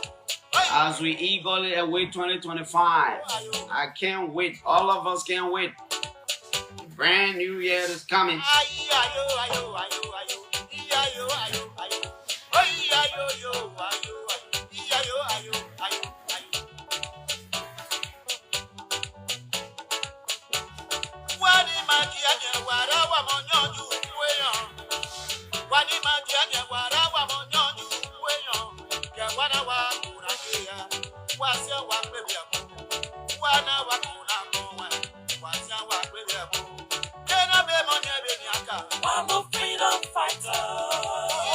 Wamo nyewu. Wamo freedom fighter. Freedom fighter ke ninyo nyobi okwasa. Wamo freedom fighter. Freedom fighter ke ninyo nyobi obaba. Wamo freedom fighter. Freedom fighter ke ninyo bibu oyiye. Wamo freedom fighter.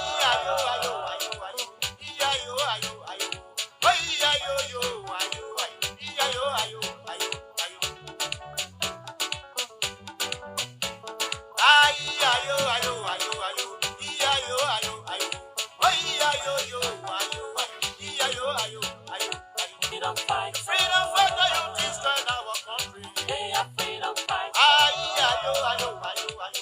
Ayo, ayo, ayo. Ayo, ayo, ayo, ayo. Ayo, ayo, ayo, ayo. Ayo, ayo, ayo, ayo. Ayo, ayo, ayo. Ayo, ayo, ayo, ayo.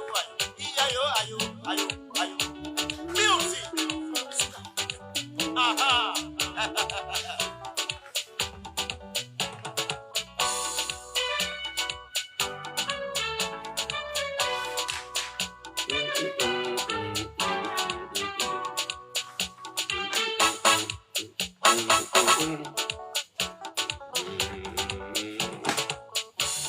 Wani magia wara wa monyo weyan. Wani magia wara wa monyo weyan. Ke wana wa kuna gira. Wasia wa bebia. Wana wa kuna ngwa. Wasia wa bebia.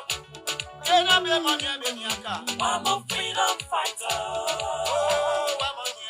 I'm a freedom fighter. I'm freedom fighter de niño jubio pasa. I'm a freedom fighter. I'm freedom fighter de niño jubio papa. I'm a freedom fighter. I'm freedom fighter de niño people here. I'm a freedom fighter. Ayo, ayo, ayo, ayo. Ayo, ayo, ayo. Ayo, ayo, ayo, ayo.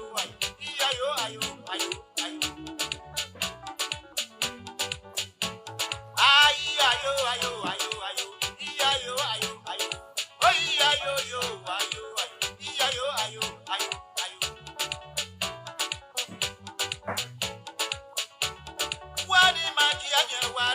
Okay, this is the OK Morning Rush. It's right there on 99.5. Last day in the year, where we will usher in a brand new year tomorrow. Well, let's leave the music, take it down a little bit. 9 o'clock, it will be the exchange of opinion right here. Yesterday, pictures were all around on social media about the collapse of a bridge in Rivers County. And we're hearing the Ministry of Public Works is trying to make some initial move there to, kind of remedy the situation. I know I was in one chat room and one of the former Public Works minister was saying the way we see it as of yesterday, it will take up to 3 solid months to get that bridge to where we want it to be. Well, the man responsible for that is Roland Lafayette Giddings. The Minister of Public Works is on this line. We got him to talk to us a little bit about whether it has officially gotten to the ministry's attention and what's next. Mr. Minister, good morning. Morning. Morning, Clarence. Thank you for having me. How are you? Happy New Year. Thank you.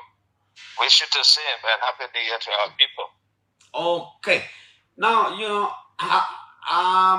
do you officially now know about the collapse of that bridge in Rivers County or the bridge linking entry to Rivers County, wherever the situation is? Minister, have you gotten official report now about the situation? Yeah, we got the information yesterday. I mean, it's so devastating. We did not expect that to happen because our team just came out of there like 3 weeks ago. 3 weeks, like a month ago, to do some kind of manual rehabilitation on the bridge. That bridge has overlived its usefulness. In fact, when I was Deputy Minister at the Ministry of Public Works, we did a contract with a Jupiter construction firm to replace 3 bridges across the country, 3 major bridges. And that was the Timo Bridge, the Sanquan Bridge, and the Sesta Bridge. While I was here, we executed one. We changed the Timo Bridge, which increased the capacity to about 80 ton. That means you could have 80 tonnage equipment, vehicle, or whatever, passing on that bridge, which gave you a better capacity to be able to withstand the weight. That was done on the Timo Bridge. The last 2 bridges contracts was not executed by the last government. I don't know why, but the contract just did not get executed. That is to change the Sesta and the Sanquan Bridge. So what we did when we came, we will be trying to look at rehabilitating reactivating the contract because it's been since 2015, 2016. So we knew that that particular bridge has some issues. So there was some repair done on it. And even prior to that, there was a restriction barrier on that bridge. to not have more than 25 tonnage passing on the bridge at the time. And we managed that prior to the installation of the one at Timbo. So when we left, that should have gotten completed. It did not get completed. So that same 25 tonnage has been the one to be the weight allowable on that bridge, which is like the axle load. But unfortunately, we saw that there were some of the members of the bridge, that is the panels, was a little defective, and the deck for coming from the ITR side started to tilt a little.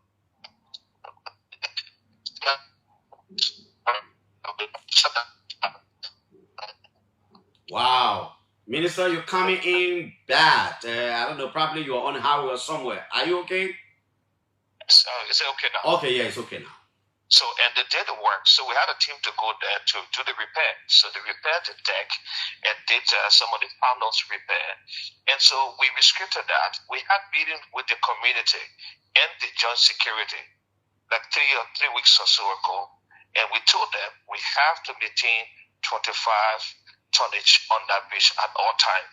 So it was very simplified to them. And they said, how do we know it was going to be 25? Because there's no way station here. We said, okay, if you see a truck, like a low bed comes with the equipment on it, what is a motor grader, what is a front end loader, what is an excavator, what is just any kind of 9/6, for example, bulldozer, because those are very heavy equipment, plus the truck. The truck can lose anywhere around 20 tonnage. So plus such an equipment would be anywhere around 30. So it could be more than that, or 50 or 60 at once. It cannot be allowed on the bridge. We agreed, the joint security agreed with us, the police detachment agreed, we told the community that. We left. I was on that bridge. If you look on my Facebook page, you see a picture. I just came from there. And so we opened up the bridge to pliability while we're trying to resuscitate this contract to see if we can get the balance bridges here. That is the 1-4 Cessna and Saquon. And then the police detachment, if I just spoke to the IG, he's not very happy about that. You know, I will see.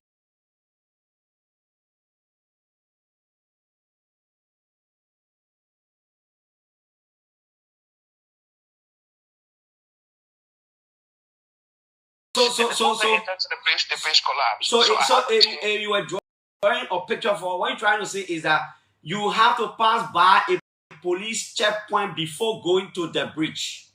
No, there is a police detachment right before when you cross over to the ITR side, before you get to ITR, okay. There's a police detachment there. They're always there, the joint security. So we told them what to do, and they just did not do what they should have done. And I said to the IG, somebody has to take responsibility for this.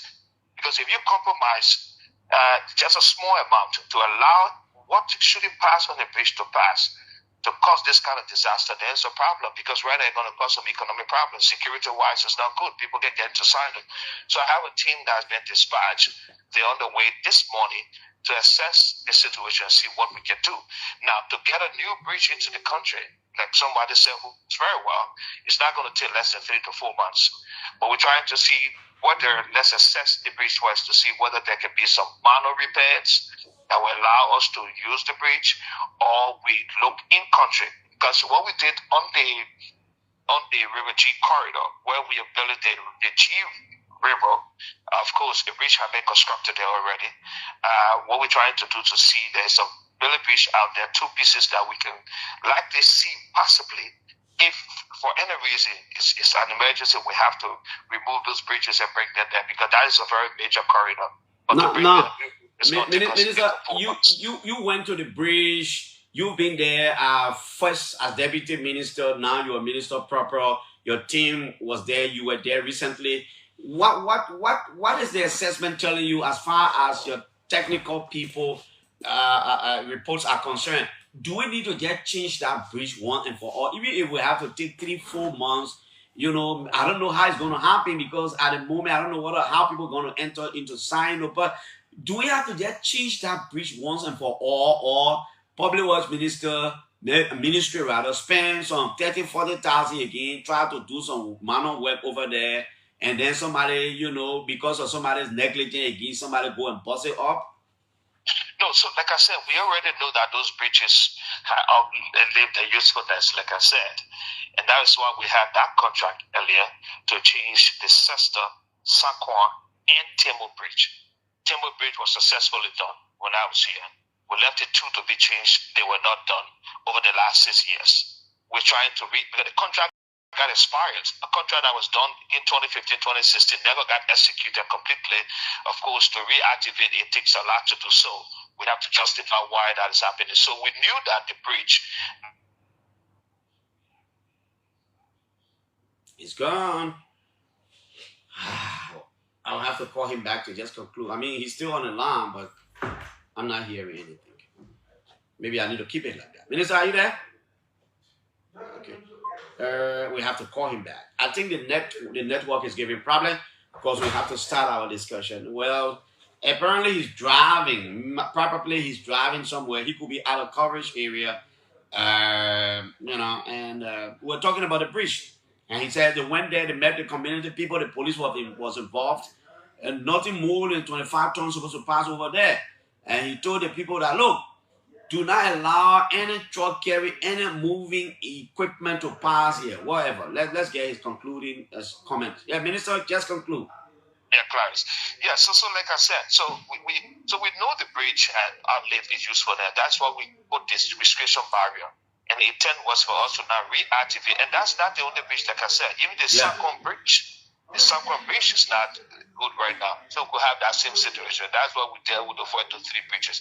So once we can reactivate the contract, which we're doing, we'll be able to get a new bridge in country to repair that. But within the 3 to 4 months, what do? We have to find a manner way to deal with that. And that's why the team is out there.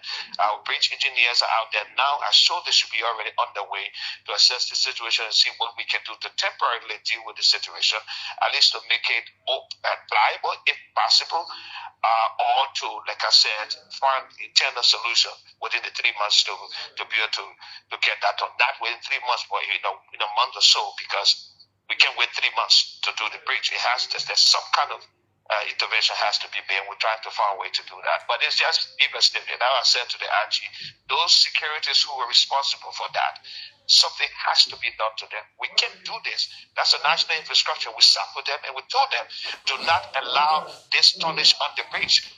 How can they just, I don't understand people sometimes. It's frustrating when you do that. Especially if you have national responsibility as joint security. Why would you allow that to happen? Why would you allow what we say, do not allow this tonnage on the bridge? You just allow that to happen. Okay, Mr. Minister. Thank you so much. Thank you. Thank you, Clarence. Public Works Minister Roland Lafayette Giddens there, he said, well, the community was mobilized. We educated, we sensitized them, we told them exactly what resembles 25 ton, and we said nothing more than that should go. How the truck carrying the equipment got, to get on the bridge, the police is there, they should take responsibility. I should have reached out to the police, but our guests are here. Probably will do that tomorrow. I want to work tomorrow. The first day in the month, I want to work tomorrow.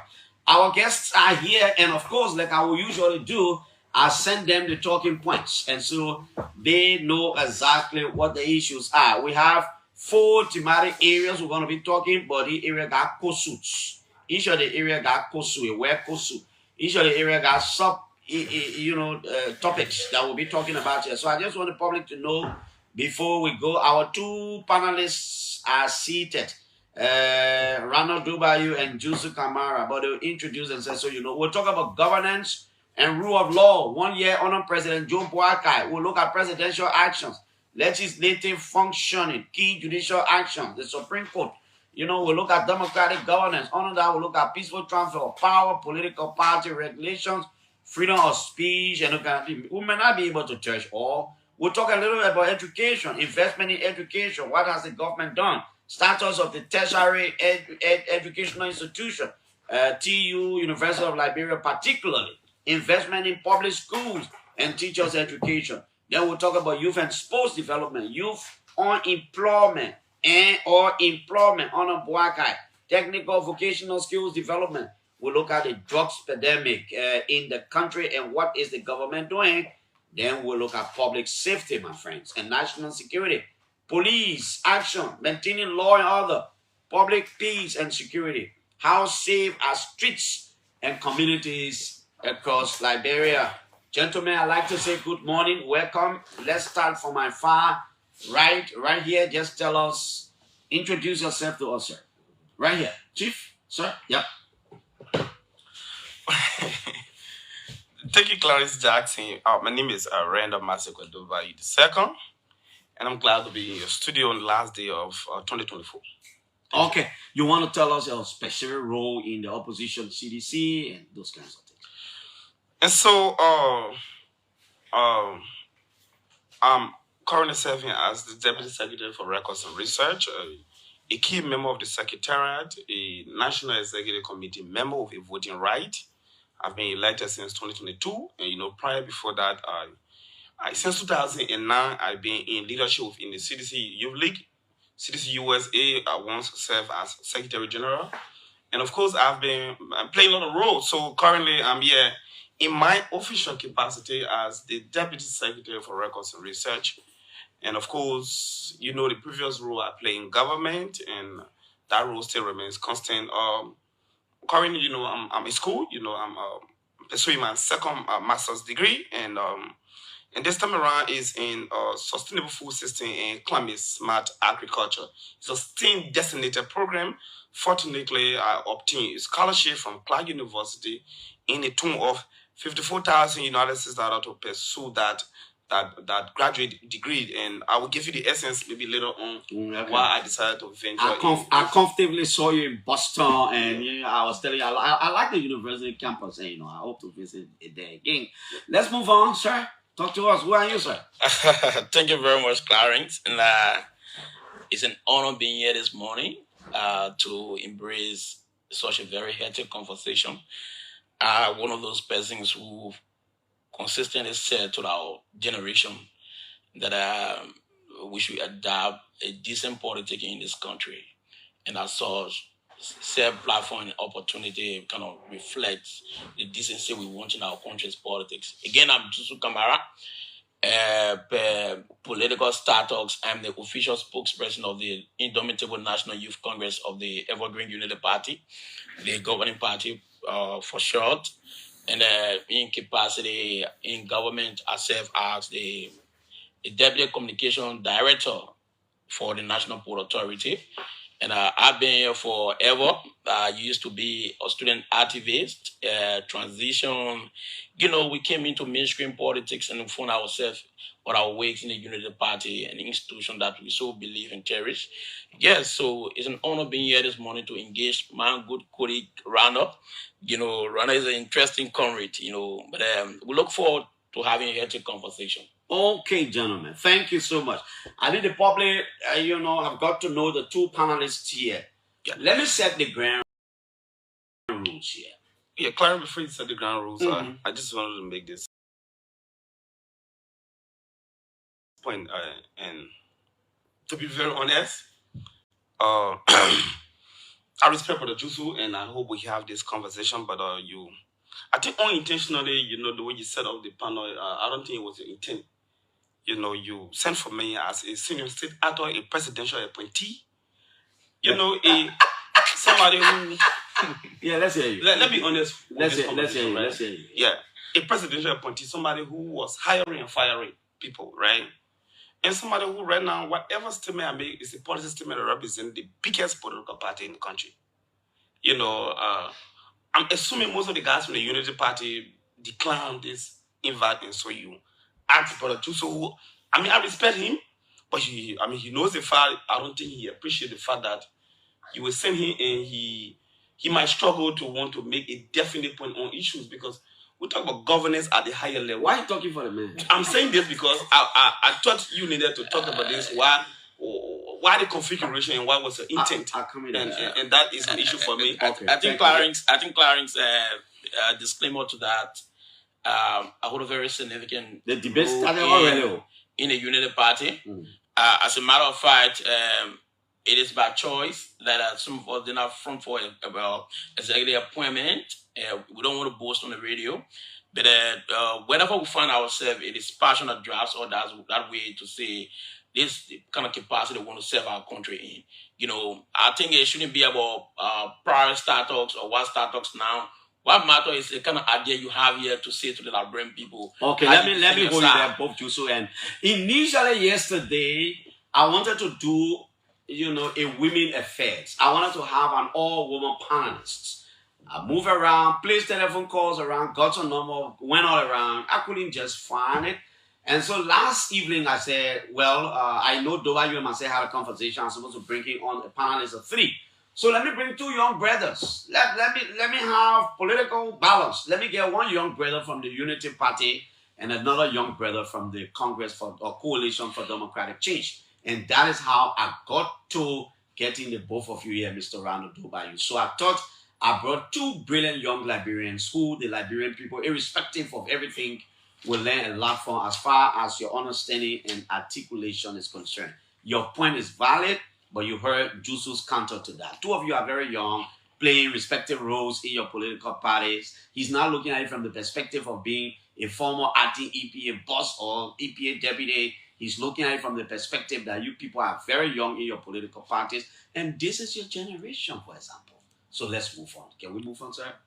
Okay, the Clark University boy. Thank you. We can move on. Now, here are the rules. Rule number 1, I will allot time to each of you because I don't want to be a cheater. I want to be honest here in this process. And I beg you, when your time is over, I will respectfully cut you off and you will please have to get to the next person. Now, there will be time I will ask you as to whether you have counter and then you can counter, but I will not allow you talking while the other person talking. Sometimes it looks disrespectful and, I don't want tension. I know there will be no tension because I brought 2 reasonable, very, intelligent young people. So now we can move on, my friends. So all of you listening over there, you can have your time too, and I have my time here. I got 11 minutes past 9 o'clock.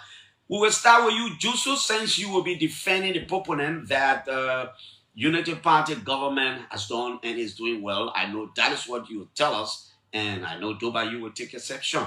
Let me give you the first 5 minutes to tell us what generally, before we go to specifics, tell us generally why you think Boakai has been one of the best presidents in our most recent political history, and why you think his government, his administration has been doing and is doing well since he got inaugurated as president. 5 solid minutes. So, Clarence, I'm one of those presidents who don't buy into this wrong pedagogues of best president, and I think honorably, for me, really, if you want to kind of ask me to defend the president, just say a better president.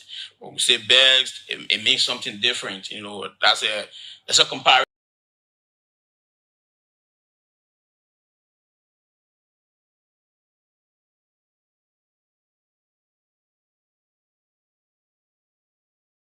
In a greater form, and we don't bow to that. We believe that the president is somebody who is interested in doing the work of the Liberian people. The president is somebody who brings a lot of compassion and, if you like, of vigor to national leadership. Our vision is a burgeoning one that, if supported by the Liberian people paramountly, can germinate into a prosperous nation. It can lead to social transformation and advancement in this country. So, in January of this year, we inherited challenging government from the past administration. Almost everything was in rooms and tatters. Social economic paradigm of the country was in tatters. Yeah, everybody knows about that.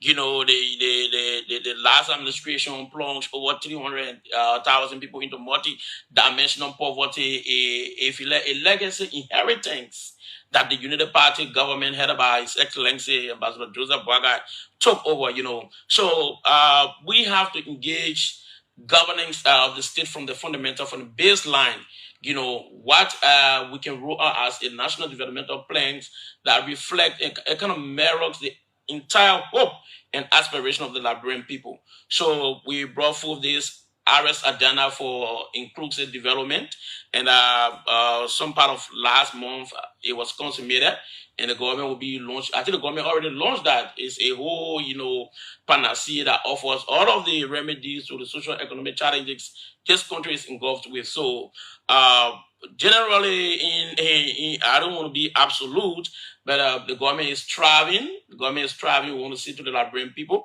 that there are challenges, there are circumstances that we are grappling with, and these circumstances are circumstances that were not created, but our circumstances we inherited, and we don't want to play blame game here. We will not do that to the Liberian people. We are disservice because we saw these situations, we saw these circumstances, we campaigned on these circumstances, and the Liberian people decided to give us a space and an honor to serve our country. So what we are more interested in is how we can be able to tackle these challenges to make the economy work for our people. And you can see that we inherited inflation in 2 digits, 10.1. Currently, the finance minister has been able to stabilize inflation in its at 7%. We inherited a country where the rate was 195 to 200. I can remember some part of 2018, but now the country rate was around 200. But there's a stability in the rate of the country, and all of these things that are happening in less than a year time, and in less than 7 months of a new finance minister who has brought a new paradigm in place, and kind of managing to see our best some of the legacy challenges that we inherited from the CDC government can be tackled, and we can be able to push our country along the line of social advancement and prosperity. So again, rule of law, governance, if you like, security, everything has been a challenge for us. We will not say to the Liberian people that we did not inherit a challenging state. Yes, we inherited, and there are efforts you can see on the part of the president pushing here and there, advancing international and global cooperation, bilateral relations with nations that we think can be able to support our endeavor. And that is the reason why the government has been very key on the development of this RS agenda for inclusive development, because you go out from my understanding of international politics, you don't go out to seek help and intervention, for your country if you don't have a plan. So that is the reason why, it took time, but yes, we wanted to give it a scientific lineage. We wanted to give the agenda this kind of site that reflects the baseline of the issues that confront the Liberian people. So yes, that agenda is consummated. The president is upbeat. He's moving here and there, and we are optimistic that this country will take a different trend in terms of economic transformation under the presidency of His Excellency Ambassador Boakai. Okay, few more seconds, but it's okay if you've concluded. Thank you. Mr. Randolph Masekwe Dobayu, let's hear you. Joe Boakai, 1 year in office. What do you think? 5 minutes. It's a 1 year of absolute embarrassment, lack of vision, 1 year of vindictiveness, reckless governance, or in bold letters. I listen to my young brother talk about challenges. He talks about RS. First thing is, it's a colossal shame, indicatively, that after 1 year of governance, that the failed United Party that pride themselves with experience, education, ready and waiting to do the Liberian people job on day one, will after 1 year do not have a national development plan. The so-called RS agenda is still an illusion. There's no evidence, no link to that effect. After 1 year, how have you led this country in 1 year? Because your national development plan, it places in motion your desire in terms of your structural understanding. How do you approach governance issue based on your campaign promises? To this point, the Unity Party has been in power for 12 broken years. He talked about we inherited. If you want to inherit, probably insist here and make emphasis, what do we say about your 12 years of rule? So we are not making excuses. Now, the excuses I see radiating from elements and surrogates of the failed Unity Party suggest to me that they were just very dishonest and deceptive in their campaign metra. What was their campaign metra? The boys from the Unity Party said they have come on a rescue mission, like Clarence. When you go and take a clearer look at the denotation of rescue, to rescue somebody is to take them from a dangerous or life-threatening situation. That is the contextual definition of a rescue. Today we are in this studio. If there should be any reason that we should be rescued from here, is because we are at the zenith, the apex of vulnerability, that we cannot help ourselves. At that point, we should be rescued by a third party. In this case, the Fair Unity Party have said they wanted to rescue Liberia from the 4 cardinal points of this country. They thought everything was wrong. Now, after 1 year of failed governance, these so-called rescuers have nothing to show in terms of their development agenda. 1 year has gone. It's a shame. They say they are educated. They say they are experienced. It took us less than 6 months. We have our proper agenda published all around the country. It was all around the country. Within 1 year, 12 months, calendar year, no agenda has been posted. So what I want to say to the Unity Party, they rescue their failed, in fact, rescue cannot correlate with the regular governance that I'm seeing in this country. What they are doing now is what we call SAR. SAR is SAR is search and recovery. On rescue protocols, there are various things you can do. Rescue and recovery is a situation where you just go and locate people, search for them, and recover them. Like the flight now in South Korea, there was a crash. So when you go there and everyone is there, you just want to get people buried. That's search and recovery. So the United Party is a SAR. It's on a SAR mission. They are not on a rescue mission, because a group that is on a rescue mission will not make a recast budget and increase the money of Ministry of State for Presidential Affairs, and do not increase the budget of the Ministry of Education. A ministry that is on a rescue mission will not distribute 5,000 to all 73 districts on the day of inauguration.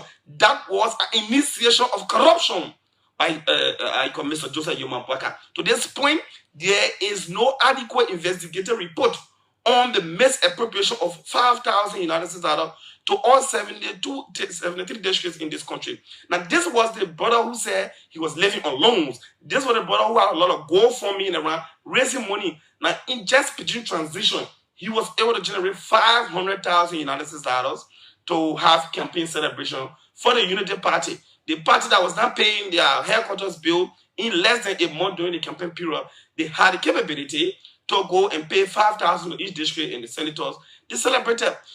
This rescue mission that you call it and I call it SAR mission, this mission has failed from the time Omen Joe Boaka failed to prosecute his Minister of State, Grace Pay, who clandestinely, criminally, willfully, purposefully, right, and intentionally went at the National Social Security and Welfare Corporation. Okay, sir, Mr. Ronald Dobayo, I will hold you there. Thank you so much. 5 minutes is over.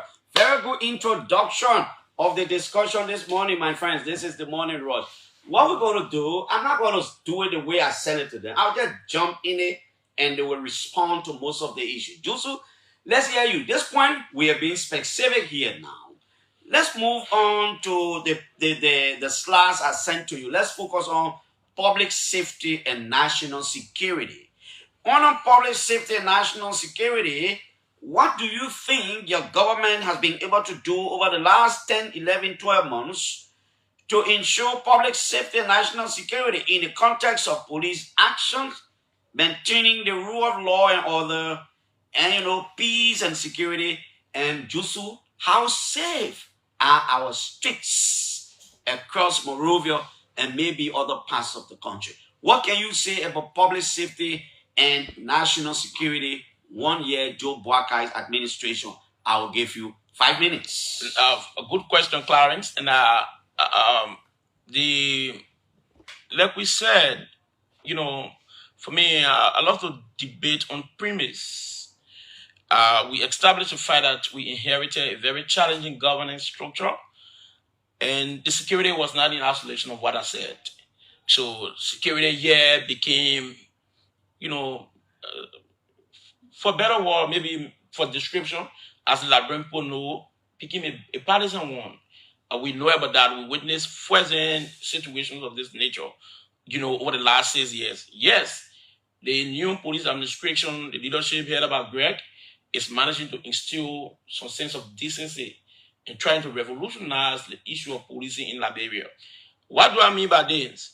This man is not only building the capacity of the police, it's not only advancing the structure, the administration of the police, But this man is advancing beyond the borders of this country, attracting international cooperation for support to our police folks. And that is helping. It is helping to ensure that our police, because first and foremost, the security must be capacitated. They must be trained. They must understand a code of ethics before they can be able to discharge whatever responsibility has been assigned to them. So Greg is doing this, and we want to say how it was like 6 years ago. But fact of the matter is that as a government, we take responsibility of the challenges that the security acts. We're doing well, yes. Are there efforts being exerted? Yes. Is there a need for us to do more? Is there a demand from the Liberian people to do more? Yes, we want to do more, and we want to do better. So when you say how safe are our streets, Labrador was almost like an Odysseus, a horror movie, like something we call Rontin some years back. Yeah, we can boast on the radio to say that our streets are safe. No, I'll be dishonest with the Liberian people because they know the situation they confront on a daily basis. Yes, it is relative. Actions are being taken. Plans are being put together to ensure the public gets more safer, to ensure national security is being emphasized under this administration. Yes, there are challenges, but yes, we are playing part. We are exerting all efforts, getting hands on deck, rather in the support of not only international partners, but the Liberian people to say to them that this is a national process that requires the support of every Liberian. Now, what do you know has the president done over the period of time, to ensure public safety? Now, let's talk about police capacity. Has the president taken specific actions, maybe through budgetary allocation in the budget, to say we are empowering the police. We didn't meet this. We are giving this. We want this. The police should do this. Logistics. Can you be more practical? The president has the right to make proclamation or make policy statement. But in this slide, the president knows the quality of the human agency he has employed in the police for leadership and administration. These people are doing well. Go and check for the first time the installation of a biometric process for fingerprint at the National Police Headquarters. You achieve this under the rescue administration. In less than a year, you are attracting more support to the police force by procuring for them vehicles, things that were available 6 years ago. We have before even the first 5 months, we have police pickups that were being procured for depots in Banga, depots in Bicano, and the records are there. Practical actions and steps are being taken on the part. I wouldn't want to say the president. The president has a lieutenant. He entrusted Mr. Greg with the responsibility to lead the police of this country. And now, when with the police, you see that there are serious structural reforms taking place in the army, in all security apparatus, even in the security. The president has been very drastic with actions. There were some rumors here or how recruitment was being done with frauds. People collab and colluded against the entire interest of the recruitment process in the ARX. The president took decision against the commissioner. He suspended him for 3 months while paid. These are practical actions that the president is demonstrating. Things that didn't happen. I challenged anybody in this country for 6 years. The president did not take such bold decision in our security apparatus. People complaining, and in fact, that we have a listening president. There's a president who, if people say this is wrong, he takes decision, and the decision affects the livelihood of the Liberian people. So yes, security is thriving. We'll hold you there. There are circumstances that we're doing. Thank you, thriving. we gotta hold you there. Do more. Your time is over. Round up, do by you. Why do you think Blanca hasn't done any good thing to instill or reassure Liberians as far as public safety is concerned through the action of the police and national security? Why? 5 minutes. Because Barack Obama is an autocrat. He's a dictator. Indicatively, he feels like Liberia is his retirement place, so he doesn't care because he did not get the presidency on merit. I hear my young brother talking about the president is a listening president. The president ears got still there. If he could listen, you listen to you, Clarence Jackson, an honest man who went to the UN General Assembly, came here. You saw how Joseph Walker attempted, and he has been deviating from liberal traditional diplomatic path. You witnessed how he tried to disgrace liberal before America. He has never listened to you. The Supreme Court told him that the illegal removal of commissioner at the LTA is illegal. He did not listen. He did not listen when a Supreme Court has passed a mandate. He has never listened. Now, when the people of Grand Cayman or King George, when they were agitating for their just benefit, they were agitating against the illegal discharge of Sana, the vibration from all of the operation of B Mountain, when they were saying jobs that we can do here, we are drivers, we are cook. You bring a package and they are abusing or against the labor laws of this country. When they were agitating aimlessly, they went there to protest. What happened? The instruction of Crop Joe was dispatched and people were killed. Today, nobody has been brought to justice. That is the tendency, the actual people deeply tattooed in the ambience of the Fair Unity Party. They do not respect citizens' right. You come here and tell me Brother Joe can listen. Brother Joe doesn't listen. He cares less. What he cares about is self-empowerment. That's why Amanda Nemo died right to Banafé Junction. She's my former classmate from Cathedral Catholic School. When I talk about her, it becomes very emotional. To this point, nobody is behind bar from the death of Amanda Nemo. Just yesterday to Cotton Tree, a man serving guard security man just died. No investigative report whatsoever. People dying on motorbus here and there. You see public safety, horses are burning everywhere. And you saw people putting the car on the extinguishing the car using feces. And you talk about public safety in this space. Joseph Walker and his crooks, they came here unprepared. They came with loud mouth. They came with deception. They came with lies. They used the intuitive, rational approach to play on the minds of the people and lie. Governance is different from lies. Today, after 1 year, there is no development agenda. My young brother who is used as, receiving little salary is first time to work. So he get that energy to talk. The reason why I said this was a mismatch, at his age, about 10 years ago, I had a lot of energy. So at the age, at my experience, I was saying my understanding about governance is different from his. So when I tell you Joseph Walker is doing nothing, he's absolutely doing nothing because you talk about public safety well. The reason why they empower the police, because they believe in intimidation. Because Joseph Walker wants to intimidate his opponents, because he wants to create an unsafe political theater for his opponent, is why he rushed to empower the police. Gregory, that is his title. The Unity Party, whenever they are in power, there is political prisoner. 6 years in this country, two certain rabbi here, they were giving waters when they were protesting. When they protested on a structural atmosphere, they were giving water. They bring back our money rally right at the Capitol ground. When they were clear and present danger, there's something we call weapon, right? They have fire pressing. They have fire copper. They were cooking right there. Right, and it was an oxidizing agent. It tells you that there is clear and present danger before the executive mansion, which is the home of the presidency. Nobody was killed. No one tear gas was discharged. But when peaceful citizens have gathered under the ambience of the rule of law, that the Supreme Court order must be respected, you have Joe Walker.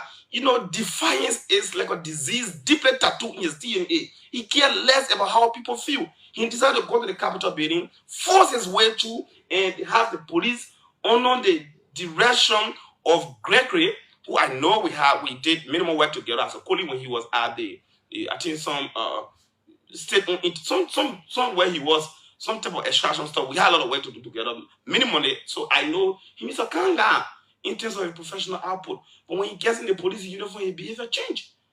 Sekou Galasco became the first political prisoner on Joseph Walker. Sir, thank you. Let's leave it. Let's leave it like that. Let's leave it like that. 5 minutes. Comrade, gentlemen, my guests, I want us to do something. Rana and Jusu. I see the sentiment. I see the anxiety. I see everything, the energy. But please, let's address the president appropriately. Let's address each other appropriately. Let's stop using too many words on people so we don't dilute it is possible one can sit here and talk for 5 solid hours and respectfully use words on people that will be appreciated by all of us. I just wanted to say that. Let's be careful with our words and stuff. Now, let me get you 2 minutes. Do you have counter? The man argues. Yeah, when they were here, when you guys were protesting here, they were giving you water. Clarence, 2 minutes. One thing I can say is that those that used to know me, and if anybody, you advise of something, but I would just like to emphasize it before I respond. If anybody here, in your 2 minutes, yes, if anybody here is demonstrating that kind of, overzealousness, if somebody wanting to make point, but they're hiding behind words that they're just using profusely, Brando, but we're asking, pay your advancement, so let's engage the issue from an objective standpoint. And the other subjects, these things don't matter. I graduated from a stage where I used to be like kind of talker, as I grow older, I want to be a more profound intellectual, somebody who comes to 6 and make my point.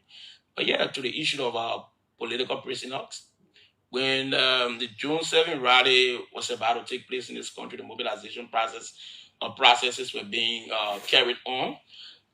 We have student leaders who were arrested by the former administration, and they spent over 2 weeks in jail. It was one of the reasons, Clarence, I challenge the show. You can call Costa, you can open the line, people will attest. It was one of the reasons why the protesters on June 7 did not give that petition to the government, because they were demanding that those that were in prison, who were prior to that day arrested by the government, be released. I can remember Wilmer Pay was the one who made that statement. It was supported by Henry Costa and all those that were there. So where Ronald comes from with this bizarre understanding of there was no political prisoner in this country. We got to be honest with ourselves. He attested to the fact that the security is being supported, as you asked. Then you're telling me that you believe in intimidation. So empowering the security to ensure, a national safety for our people is on a correct understanding of those, from Ronald's side. An intimidation tactic being dropped up by this government. How you take petty way that way? Okay, that's pettiness. Your 2 minutes that's over. Pettiness. You can come to the conversation one like minute, that. We'll hold you there. Ronald will start the next discussion with you, since we've been asking Jusu. Let's talk about rule of law. Governance. You giving 2 minutes as a counter. So, no, 1 minute. No. When he responds, you will counter and then you play. That's how we do it. So the minutes will increase. Of course. Okay. Just watch the show. Got 2 minutes. Yeah, you got 2 minutes to respond. You want all the time, yeah? Chief, let's go to governance. Ronald, let's go to governance and the rule of law. On that, let's look at presidential action, legislative functioning. We look at key judicial action, freedom of speech, and President Bwakai's fight against corruption over the last 1 year. 5 solid minutes is over to you, Ronald. So to conclude, to start with the first 2 minutes on the issue of public safety rule of law, I will send you a link, newspaper articles demonstrating the failure of Mr. Joe Bwakai.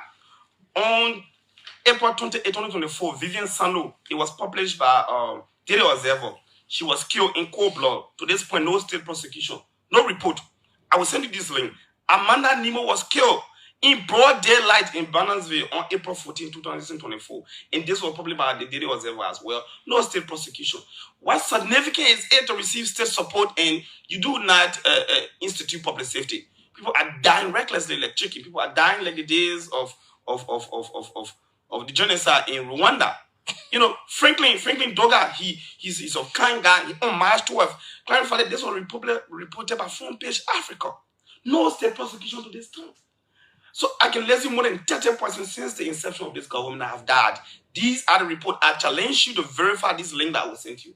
And as the Deputy Secretary for Records and Research, it is part of my job to look at government excesses. And I've created an Excel spreadsheet of all of these extrajudiciary killing under the leadership of Joseph Yuman Bwaka. And the United Party has not heard about this. And you want to ask me about public safety and whether the streets are safe. The streets are dangerous. That's the reason why a mob will occur before the eyes of the police and they do not get involved. Look, I do not support criminality, but the recipe for criminality as prescribed on our jurisprudence is not K. It's not a Hammurabi code of law we are dealing with. The most, I mean, eye for an eye. This is a legal, a civilized society. Mr. Bwaka and his unity party should be ashamed that under their leadership, the street is an empire of recklessness, and people are dying, in multitudinal proportion. Can we talk about fight against corruption and legislative functioning? The fight against corruption is embarrassing. It's extremely embarrassing. To this point, this government has failed to investigate and bring to book Sylvester Grisby, who clandestinely took resources from the National Social Security and Welfare Corporation in the name of procuring luxurious vehicle for the Ministry of State. When in the same time period, there were resources allocated for similar function. You talk about the fight against corruption. Was he then a minister in the government? In fact, he was entrusted, but he knew he was the pick. All that happened, it came to the daylight. You raise it, yeah. You raise it, you talk about it over and over, Clarence Jackson. Go back on your show. So the fact, whether he was or not, you can see there is, an opposition is a government in waiting. During the transitional period, he was already tipped. He knew where he was going. And you talk about fight against corruption. Look at the situation about MedTech. Car was purchased against the PPCC requirement. Somebody was asked to resign. What happened? Today you have another Lufian who is serving there, leading a financial institution, double jala. Nothing happens to him. This is the type of rescue they were talking about. A rescue where the FIA deputy boss was dismissed for administrative reason. To this point, the report from that investigation is yet to be made public. More than 10 committees have been set out. You talked about a few months ago when he came from America here. So you see, Mr. Bwaka is not serious about the fight against corruption. Mr. Bwaka is not serious to the extent that he does nothing. He goes to Lofa County. He made an endorsement statement in favor of corruption. He has gone there with Tomo Fala. Tomo Fala was dedicating a huge project. Apparently, he was consumed and mesmerized by the fabulous and gargantuan structures built by Tomo Fala. And he said, fellow Liberians, for those of you who want to be corrupt, it's good to be corrupt. When you steal the money, invest. Do it like other people are doing around here. Instead of his giving, an unambiguous statement against corruption, instead of emphasizing prosecution, instead of making statements of deterrence, instead of referencing people that are being bad because of corruption, this old man says and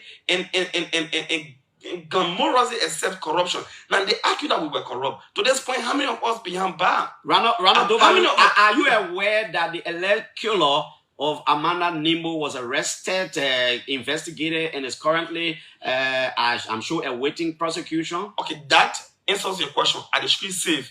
You have validated that Amanda Nimbo was killed right to Bannerfield Junction. I'm asking because I'm asking because you had initially said absolutely nothing has happened. No one has been arrested. For her case, at least someone 30 names. You chose Amanda because one police person just tested you and said. No, I'm a journalist. So the key. Ronald, 1 minute. You have been saying, Clarence, you have been raising this. You have been raising this. You have acknowledged that I'm informed. So I'm acknowledging, and I appreciate the fact that somebody has been prosecuted. Musu Scott was prosecuted. She was placed behind bar. Later on, she went free. So it's not just about. No, she did not go free. She was released. She was not released. What happened to her? The Supreme Court did not uphold the ruling from the lower court. So justice was served. In the end, so a crime was committed. Somebody was apprehended, taken behind bar. Later on, they went free. Today no, they did not go free. So where is she? Is she behind bar? The law is the law. No, I did not say the law did not take place. But when you say free, in what context? I'm saying the context today. Today, Shala Musu, nobody know who killed her. Okay, sure. Thank you. So you've exhausted your 5 minutes. No, you went into my minute. No, sir. Yeah, I did sing with him. You have exhausted your 5 minutes. Why are you taking my minute like that? No. I did sing. When so can I conclude? No, you I was in flight. No, you've concluded. Don't you mean no, when there are issues, I will make injections. Yeah, let's go to you, Jusu. Governance and the rule of law, fight against corruption. Honor your president. 1 year. Yes, Clarence. You got 5 minutes. For me, one thing that interests me on this show is that people should understand that we are having a panel conversation, and we have our context, and our conversation is being aligned. You ask somebody a specific question, they should be able to respond to those questions in limit, because the public out there got interest in understanding what you have made of these things. So the issue of people shouting, gesticulating, the Liberian people don't care about these things. They care to hear from you. Yes, somebody talking about streets not safe. Professional people are not dying. Matthew Innes at this time was being discussed or being discovered dead. Journalists are not being beaten and brutalized again. Joseph Time was murdered in 2018 by this time. By this time, we're discussing how Zoom, the peace to his artists, was brutalized. Whether it led to his death, we cannot say it to the Liberian people because we don't want to be dishonored to the public. Yes, we say to you that this is the Odysseus that you created for the Liberian state.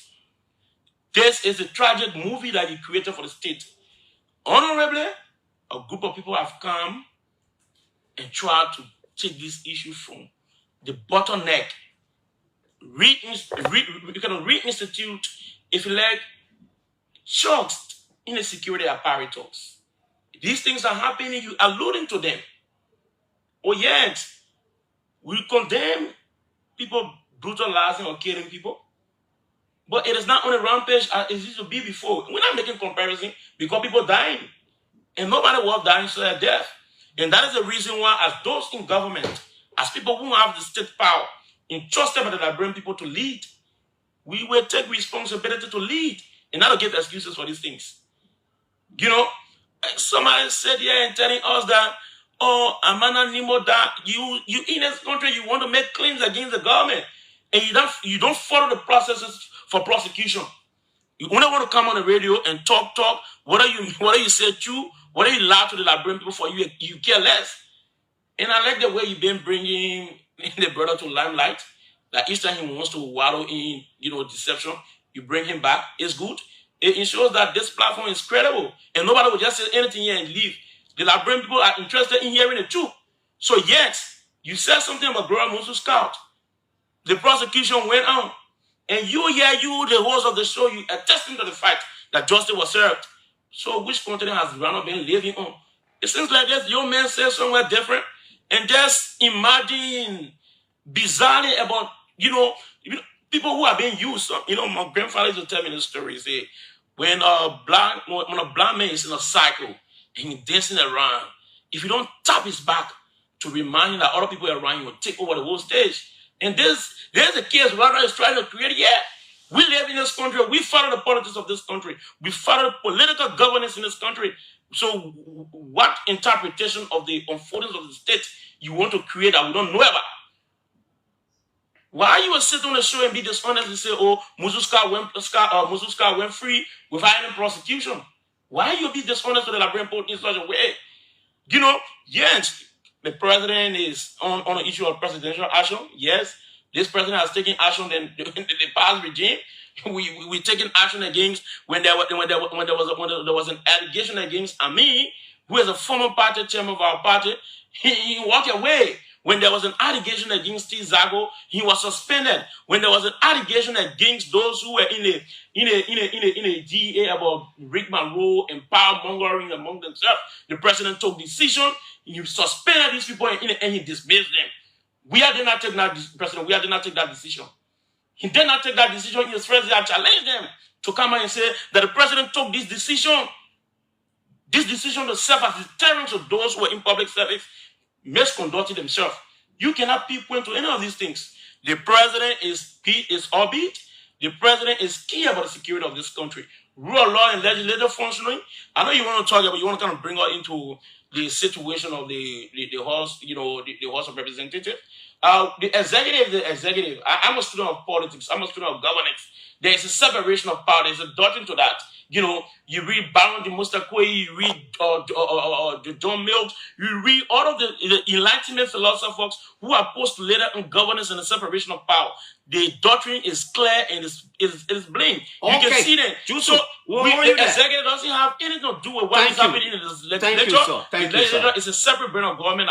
Thank you, sir. Ronald, over you 2 minutes. You want to handle something there? Yeah, it's sad that Brother Jusu is saying Petra Weah did not take any action in his years. When you all know, read the case on the National Housing Authority. You know, the deputies and everyone were dismissed immediately when the issue about the president's brother, Mr. Weah, was involved with that whole situation. He dismissed him. Or at the Ministry of Commerce, the president took decisive action against the poor manager who is the pastor for the church on the old road, and several actions were taken. Now, if you say you have come to rescue and you're doing comparison, it suggests that you did not even know the definition of rescue. The argument we are making here today and keep making is the fact that Joseph Human Boaka has made a budget, a national budget, where the EPS is in the recast budget, you added 1.2 million on the EPS budget, whereas nothing was added to the Ministry of Education. You made a budget where you take money to places that cannot be audited, and you say you have come to rescue. Which rescue is that? When in your recast budget, you talk about RS, your elusive agenda, you cut it from 5.7 million to 3.7 million, 2 million variance. If the A in your RS represents agriculture, we would have expected you in your recast budget to prioritize agriculture. But because everything Mr. Boakai says, everything Mr. Joe says, it's just imagination. So to come sit there and say the United Party is a serious party, this is laughable, because you sit in this country, you made a budget, you gave the EPS 8 million. You gave a ZRTT about 600,000. Okay, sir. So Clarence. No, 1 minute. 1 minute. Clarence. Massacre, 1 minute. Let's hold you there. Thank you so much, gentlemen. Let me ask the both of you for a favor. We got 10 minutes to end the show. It seemed the 1 hour was short, but I will get back to you after we leave air. I want to see what we can do a redo. 2 solid hours, probably on Thursday, if it meets your approval. But I will get back to you. I will get back to you individually. So at this point, folks, we will have to open the telephone lines, because let's take 4 or 5 minutes of call. And listen, when you call, please, I don't have the luxury of time where you're using the words. Go directly to the issue. I give each of you 30 seconds because I want to attract a lot of callers. Ronald Dubayu takes on Jusu Kamara. Jusu from Kamara takes on Ronald Dubayu. Hello? Clarence, good morning. Good morning, sir. Good morning. I want to say good morning to Jusu and Ronald in studio. Yeah. Well, Clarence, thank you for... Call your name, sir. I am John Abraham Fayakeo. All right. And I call you from Central Monrovia. Let's hear you quick. Well, first of all, you asked a question relative to the streets, whether our streets are safe, and the kind of measure that has been put into place by this government to ensure safety. Mm-hmm. Today, when you go to Pamoma, you will see a security booth there being placed there to monitor the activity of the entire place. Go to Boulevard Junction, there's a security booth that is also being placed there to monitor the entire area when it comes to security. Today, for the only 1 year, just within 1 year, police zones have vehicles. When they passes here, motorbike will not even give it to police commanders. This regime has tried to empower the police. The police director can attest. Today, you can see that Gregory Kuma is going from community to community to meet with community dwellers to ask them as to how they feel. Okay, sir. Thank you. Thank you. I will not get one person on the line forever, because listen, with the luxury of time, and I may not be able to take everybody because I have to focus on our main baselines. Hello. Good morning, Clarence. Good morning, sir. Yeah, let me say good morning to your panelists. Yeah. Honestly, I'm Ishmael J. Delaney. Yeah, Delaney.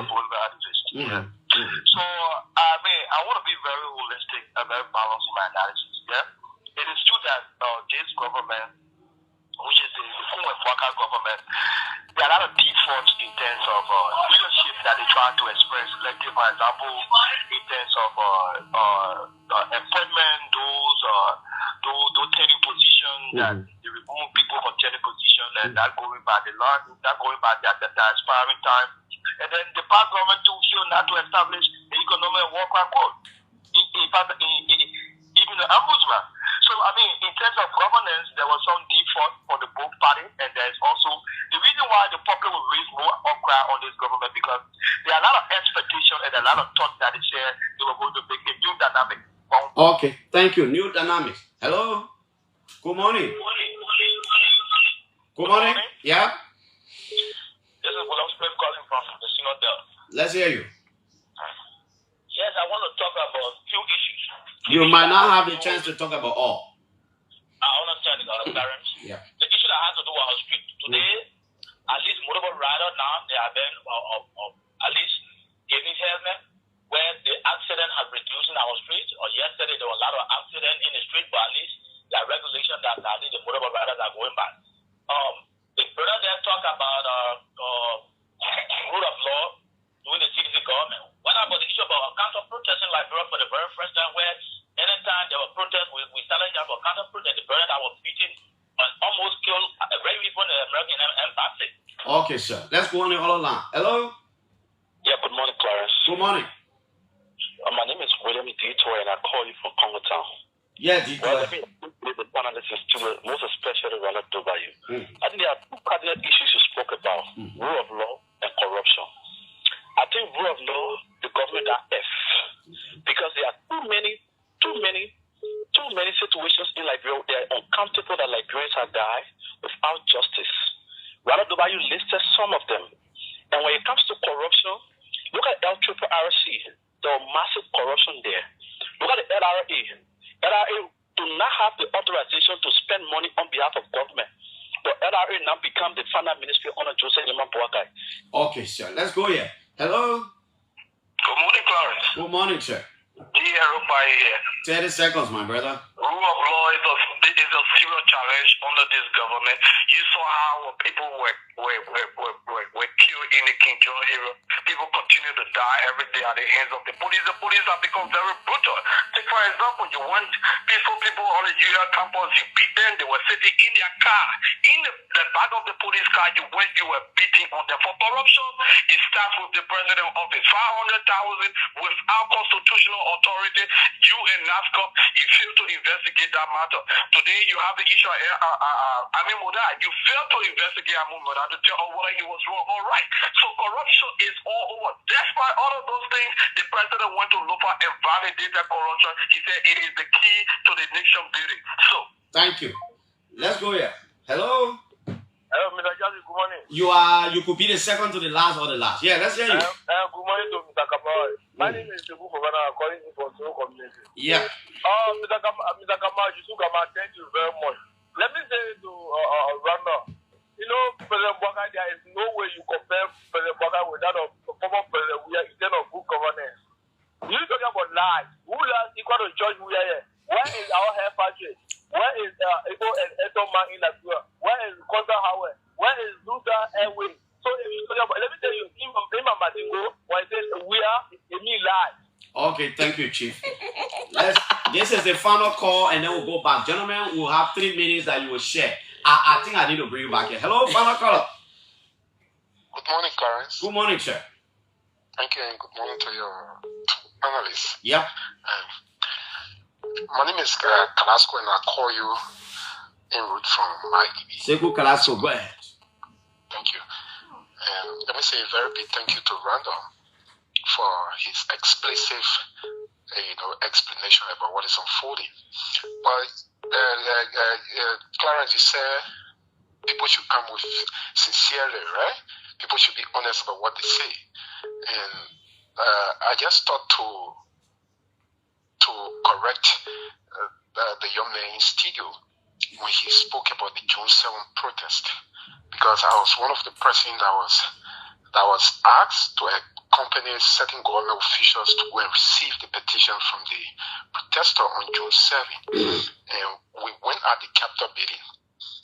Contrary to what he said, saying that the reason why they did not present the petition because they asked that people that were incarcerated be released, I think it's a misinformation. It's a blatant lie, and these things should not be said on national radio. Thank you. The reason why they said they were not presenting the petition to us is that they wanted the president himself to walk to them and receive the Mr. petition, not Carrasco. because somebody, Thank you. not because somebody was injured. Thank you so much, my friends. We're not taking any more call. Dubayu, you heard the callers. So thanks to the caller, majority of them they adhere to our So debate. you were clarify. 1 minute, Chief. You will clarify and just conclude. We can't have to say who won, win. So, Please give Dubayu the opportunity. I'm starting with him because you started, so you will end. Let's go. So, Clarence, so in my conclusion, I mean, in agreement with most of the callers, you listen to them, the clip there, you can go and replay. Young man, when you get home, go and replay, you know what the callers say, and you can listen very well. So, at this time in 2018, Clarence, this is where I'm going to, deal with the Field Unity Party. At this time in 2018, there was already a groundbreaking ceremony for the only military hospital in the country. In 2018, by this time, there was already a declaration of free tuition at all public universities around the country, including the digitalization of the university laboratory. By then my young brother was still in school, and he benefited from that. By this time in 2018, 2,500 health workers were added to the payroll after the donor pulled out. We inherited that one from the Unity Party. Those people could no longer take pay. The government took that responsibility and included them on payroll. But this time in 2018, 40,000 students have already started benefiting from the WAEC pronouncement, free WAEC, and more parents around the country were rejoicing. 3,500 supplementary teachers were permanently placed on payroll. By this time, in 2018, teachers' salary were increased from pitiful 8,000 Liberian dollar to 125 USD. Those were all bad governance we inherited. We did not complain. We solved the issue. But what is happening this time around? This time around, on the Field Unity Party, you have the elusive, hollow, yellow machine that never existed. It was intended for criminality, but this time we expect Manambelete to have been dismissed and prosecuted and placed behind bar for embarrassing Mr. Joe, but he cares less about embarrassment. But this time on their regime, what we see the presidential advisor, Manambelete Cooper, my good friend we first met in 2015 in California, Sacramento. This lady has ensured that her boyfriend from Senegal is appointed. Run up, man. We can't be going. Is it a lie? Okay. Let me retract. Let me reframe it. Somebody who she has unexplained relationship with from Senegal, is Senegalese, is appointed as an ambassador for youth and sport. But this time on their regime, that is what has happened. A lot of foreign service employees have been illegally dismissed. Several serving from the Monrovia City government have been illegally dismissed. Contrary to that, by this time in 2018, 133,000 households were connected to the Thank you. Jusu, let's hear you finally. Thank you, Clarence. I want to say something. The show has been a fine one, and we hope for a better one in the coming days. We come next time, let's stick to the conversation, the thematic areas we have to tackle, because we saw people wallowing here in a cesspool of deception, here and there, without specific point to make to the Liberian people. That's dishonesty on the part. Going forward, irrespective of the job that we have to do in government, we are coming on the front line in defense of our revolution, in defense of this revolution that we brought forth. We can say to the Liberian people that this president will not let you down. This president is committed to upholding his promises he made to you. And lastly, Clarence, we didn't talk about education, but I have a lot of groundbreaking news in education today. We'll do a bring Ronald back on Thursday. Thank you, guys. And when we say education, let's talk education. Thank you, guys. Thank you, guys. The gerrymandering of wars. Well, guys, thank you so much for coming. And let's hope we can do this on Thursday, 2nd January. My name is Piso. Don't mind them. They are hugging each other in the studio. That's what the politicians will do. I'm out of here, man. I'll be here with you tomorrow on New Year's Day, first day in the year, first day in the month. My name is Piso. Bye-bye.